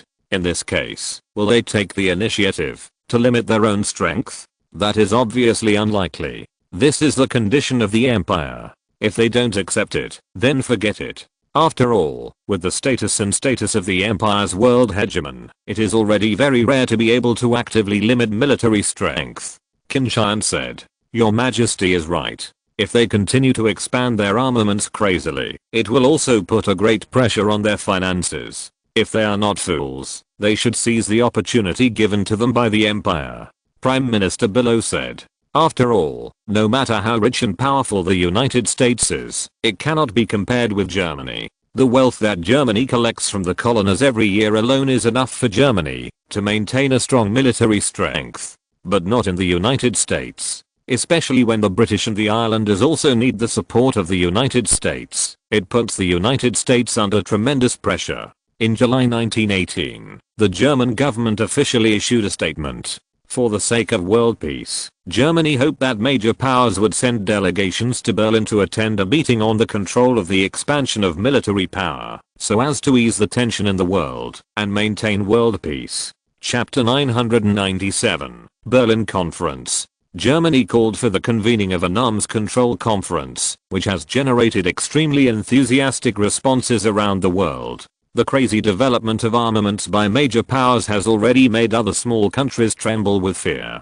After all, their national strength is weak. Even if they want to join it, they don't have the capital. No one is sure that after the military power of those big countries is improved, they will attack them before the decisive battle, and after annexing them, they will strengthen their own strength. If that's the case, they won't be able to resist at all. Now, Germany, the world hegemon, has come forward and called on all countries to control the development of military power. This is undoubtedly in their interests. Therefore, all countries have expressed their appreciation. Even if they are not eligible to participate, if several major powers can really reach an agreement at the meeting to control the military power, it will have many benefits for them. Faced with Germany's invitation, the United States, the island nations, the Ottoman Empire, and the Kingdom of Italy reacted differently. The Ottoman Turkish Empire is barely considered a big country now, but the country is relatively poor and financial resources are tight, so there is not much money invested in military development. In addition to the 3 capital ships previously purchased from Germany, Germany was also commissioned to build 2 capital ships. They are already very satisfied with such naval strength. Participating in the meeting this time is just a soy sauce roll. As for the Kingdom of Italy, when Germany declared war on the Austro-Hungarian Empire, the Kingdom of Italy seized this opportunity and also declared war on the Austro-Hungarian Empire. It not only sent troops to take back Venice and other places occupied by the Austro-Hungarian Empire, but also further eased the tension. The relationship with Germany is on the side of Germany. Therefore, Germany generously allowed the Kingdom of Italy to rebuild its navy. The United States is undoubtedly disgusted by Germany's invitation. They finally decided to let go of their hands and feet and develop their military strength. However, the Germans made such a request. The US government originally wanted to refuse, but after seeing the voices of other countries around the world, they knew that if they refused, the Germans would definitely put the hat of breaking peace on their heads without hesitation. Therefore, the US government had no choice but to say that it would send a delegation to Berlin to participate in the meeting, and was willing to make its own contribution to world peace. The same is true for island countries, especially the navy of the island country, which finally persuaded the cabinet to start the design and construction preparations for the follow-up battleship. Now the Germans have jumped out to restrict them, which of course will not make them agree. If they are restricted, how will they seek revenge from Germany in the future? However, since the United States, the backer behind them, has indicated that they want to attend the meeting, they have no choice but to bite the bullet and participate.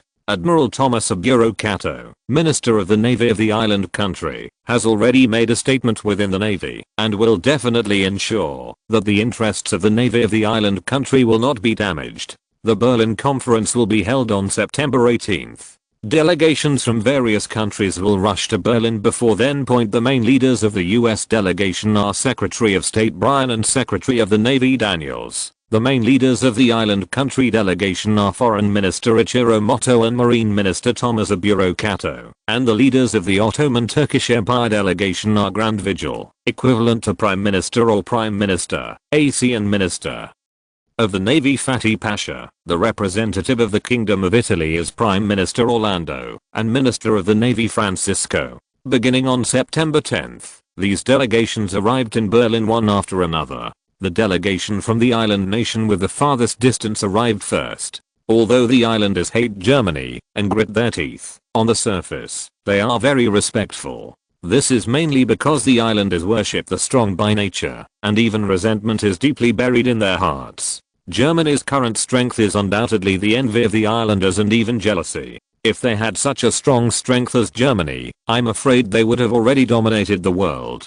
Within a few days, delegations from several other countries also arrived. The delegations of the island countries and the United States even held secret meetings. As the younger brother of the United States, the islanders are very self-aware. They are very clear that this time they must be consistent with the United States. Only in this way can it be ensured that their interests will not be harmed. Your Excellency, Secretary of State, what exactly are the Germans planning to do this time by holding an arms control meeting? Asked Ichiro Moto, the foreign minister of the island. The Germans did this for two purposes. One is to pretend to be working hard for peace in order to change their international image. However, everyone knows that the Germans are the most peaceful people in the world. Destroyer. The second purpose is undoubtedly to suppress the development of our military strength. Although we are still much weaker than the Germans. However, our development speed has already made them feel threatened. Therefore, that's why they want to suppress us in this way, Bryan said. We absolutely cannot let the German conspiracy come true, said Admiral Tomasaburo Kato, Minister of the Sea of the island nation. The island navy has already formulated a series of development plans. They will start construction of 2 Nagato-class battleships, Takagi-class battleships, and even 4 Ki-class battleships in the future. Start designing. All these will enable the strength of the island nation's navy to take off. If they are restricted, then their efforts will be in vain. If you want to defeat Germany and avenge your hatred, that is even more distant. Of course we have to oppose the German conspiracy. Restrictions are not limited to us. Similarly, Germany's military strength must also be restricted. This is only fair. The Germans can't blindly restrict us their military strength, but do not limit them. In that case, what is fair? Even if we do not accept their conditions and the meeting cannot reach an agreement, it is not our fault. I believe that other countries will also recognize it. Despicable faces of the Germans, Minister Daniels said.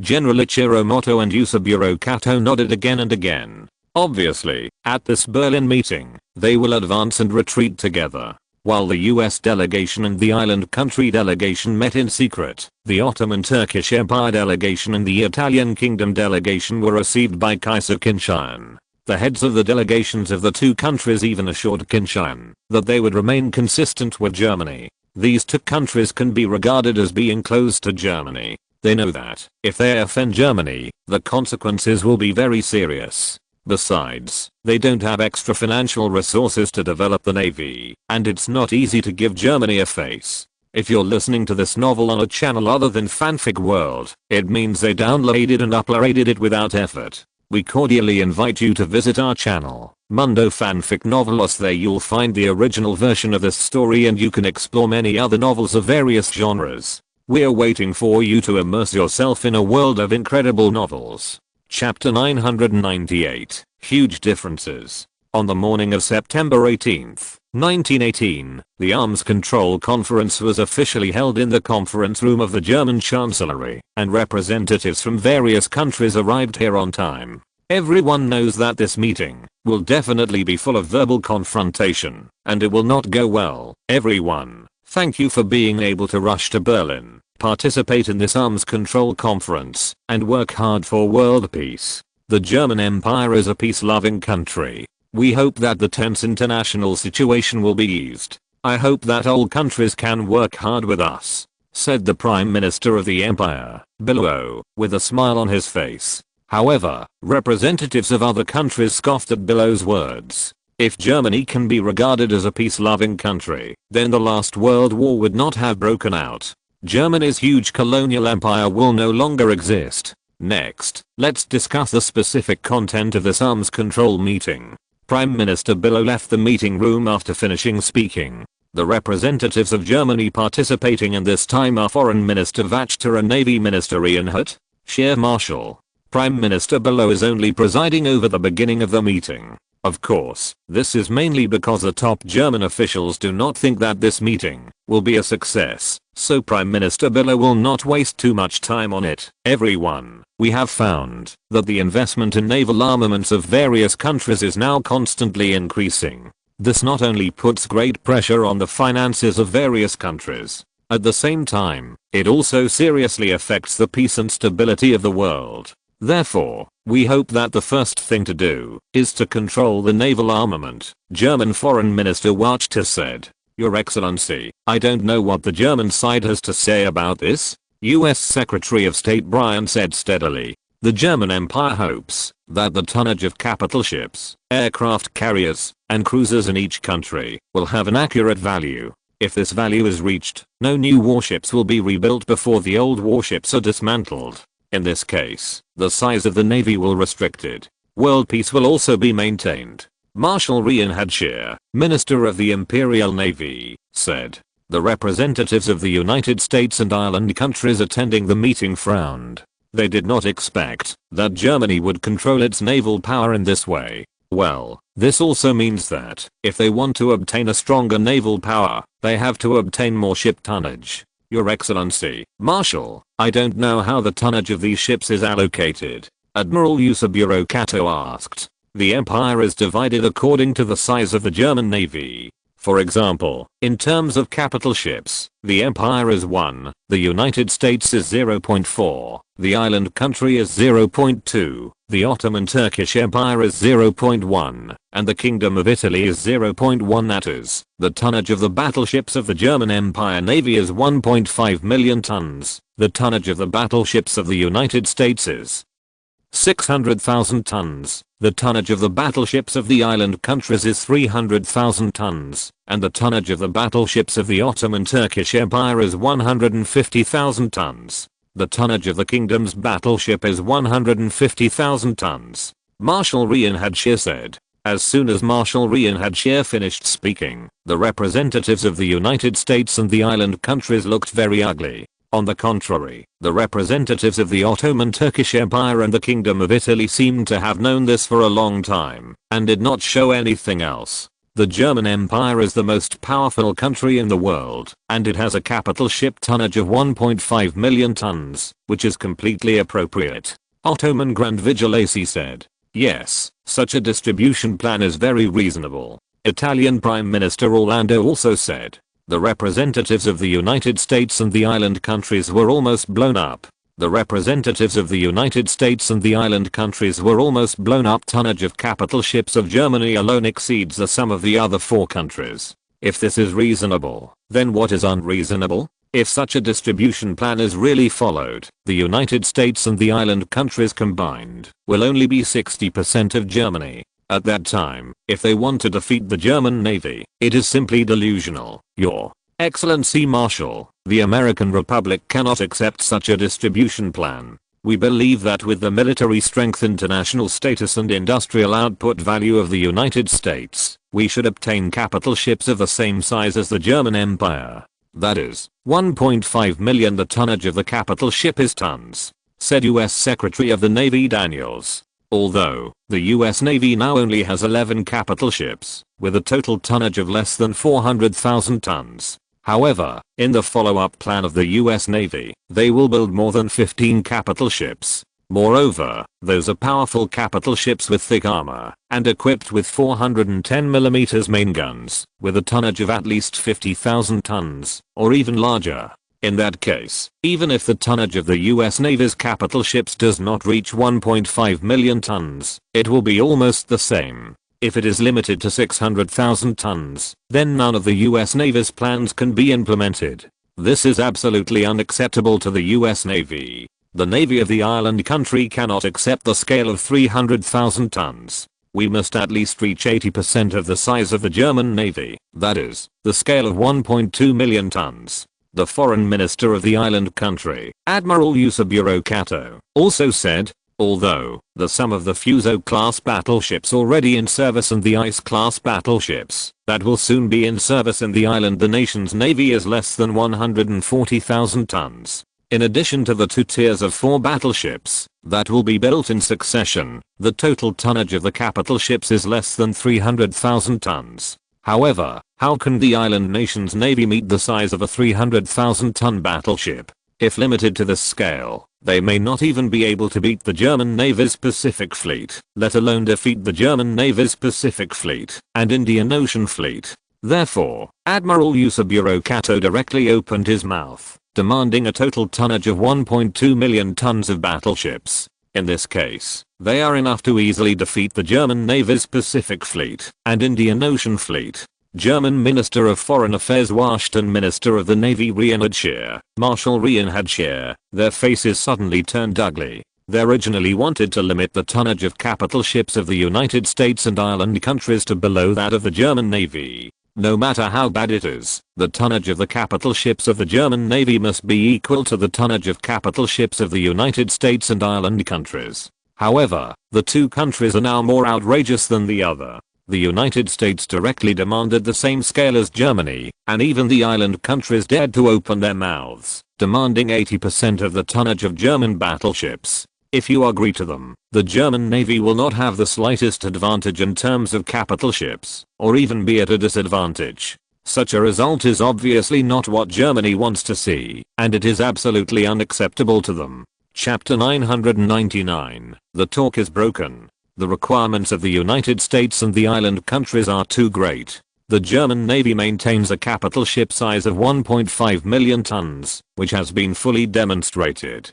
In fact, the German Navy has already reached this size. However, the United States, the total tonnage of the current capital ships of the Navy is only 400,000 tons. Let the US Navy build a capital ship of 600,000 tons, which has given the United States a lot of space. The current capital ship size of the island navy is only tens of thousands of tons, that's all. The size of a capital ship of 300,000 tons is completely sufficient. The empire did this for your sake. After all, capital ships are not cheap. If you build too many, it will have a negative impact on your country's finances. Huge impact, Wahid said. Although the current capital ship size of the US Navy is only 400,000 tons, no one can stipulate that we can only build 600,000 tons of capital ships, right? As for the financial pressure, Germany does not need to worry about it. The United States has enough financial resources. Pay for the construction of our naval capital ships, said US Secretary of State Blaine.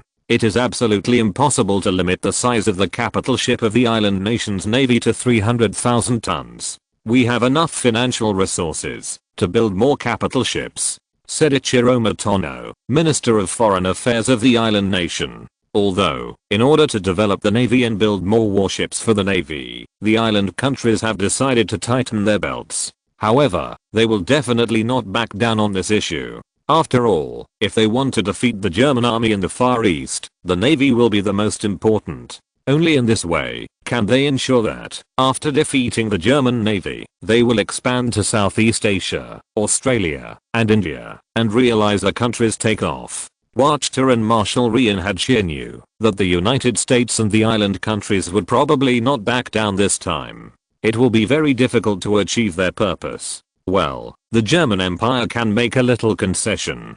The total tonnage of the US Navy's capital ships can rise to 90 tons. The total tonnage of the island navy can rise to 600,000 tons. Wachter said. There is no doubt that this is already the bottom line of the German Empire. If the United States and the island countries do not accept it, then this arms control meeting may end in failure. US Secretary of State Bryan and Secretary of the Navy Daniels discussed it. Although Germany has backed down, the total tonnage of the US Navy's capital ships has risen to 60% of that of the German Navy. However, this is obviously not what they are willing to accept. the representatives of the island countries are obviously also unable to accept the scale of 600,000 tons, which is too far from their requirements. Your Excellency, the United States hopes that the size of our capital ship can reach more than 1.2 million tons. The size of the capital ship of the island country also needs to reach 900,000 tons.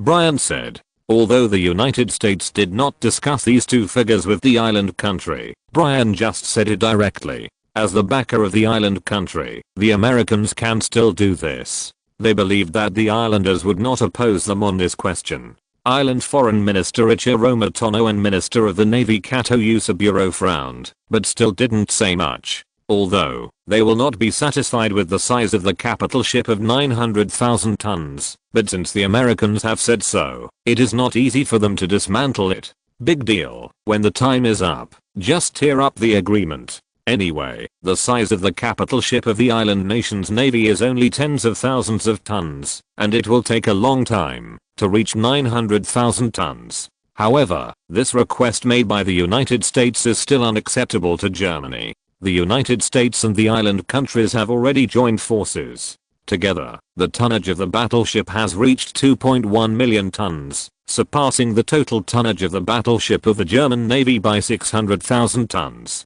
In this case, in future wars, it may be difficult for the German Navy to take advantage of capital ships. Although, the capital ship of the German Navy is no longer the main force, the real main force is the aircraft carrier. However, on this issue, Germany obviously cannot compromise. If Germany backs down on capital ships, then the United States and island countries will inevitably make progress in the follow-up aircraft carriers and cruisers. By then, the German Navy may be completely at a disadvantage. Therefore, in this regard, Germany cannot back down. At most, they accept the tonnage of the battleships of the US and Ireland navies, which add up to the same size as Germany. The Empire cannot accept this plan. At most, we can agree that the total tonnage of the capital ships of the US Navy will reach 900,000 tons, and the total tonnage of the capital ships of the island countries' navy will reach 600,000 tons. If these two figures exceed these two figures, the Empire will not accept it. Marshal Reinhardt's attitude suddenly became tough. Similarly, the United States and the island countries have never backed down on this issue. For a while, the meeting entered a stalemate. As for the representatives of the Ottoman Turkish Empire and the Kingdom of Italy who participated in the meeting, except for echoing the German request at the beginning, they were silent throughout the whole process. They came here to make soy sauce. Knowing that this meeting is a battle between Germany and the United States and island countries, they are unwilling to participate in it, and they simply do not have the strength to participate. Well, I suggest that today's meeting stop here temporarily and continue tomorrow. Wahid said. US Secretary of State Brian nodded. Indeed, if everyone continues, there will be no results. Watched and Marshal Reinhardt, after the meeting, went to the palace to report the content of the meeting to Emperor Qin Tian. Qin Tian didn't care about this. Of course, the German Empire would not agree to the demands of the Americans and the islanders. In that case, it will be very detrimental to Germany. Anyway, the Sums Control meeting is just a formality. Even if the talk collapses, it's no big deal. After the breakdown of the negotiations, Germany can put asterisk on the heads of the United States and the island countries. The next day, the meeting continued. However, the differences between the two sides are still very big. Germany can only accept the plan of the 900,000-ton battleship of the United States and the 600,000-ton battleship of the island country. The United States insists on a capital ship of 1.2 million tons, and the island countries also insist on a capital ship of 900,000 tons. This makes it impossible for the two parties to resolve this disagreement. Under such circumstances, it seems that there is no need to discuss the subsequent tonnage allocation plan for aircraft carriers and cruisers. Because in the case where the tonnage of the capital ship cannot be reached, there is naturally no need to discuss the tonnage of the subsequent warships. Chapter 1000. Buckle the basin. The arms control meeting is still going on, but it is actually meaningless. Germany, the United States and the island countries simply cannot reach an agreement on the tonnage of capital ships, which makes it completely unnecessary to continue this meeting. The German delegation insisted on 1.5 million tons and firmly disagreed that the total tonnage of the capital ships of the United States and the island countries should exceed this tonnage, but the United States and the island countries wanted to increase the total tonnage of the capital ships of the two countries to 2.1 million tons. As long as Germany makes concessions on the first ship type and succeeds, then they can further oppress Germany in the subsequent ship tonnage negotiations. But it is a pity that Germany is the world hegemon after all, the most powerful country on the planet. Even if the United States is strong, the island countries are not weak in terms of war strength alone. But even if they join forces, Germany will not be afraid. This arms control meeting is nothing more than a cover to let the whole world see Germany's sincerity in maintaining world peace. If it can be successful, it is naturally the best. Then, even if it fails, it will not have much impact on Germany.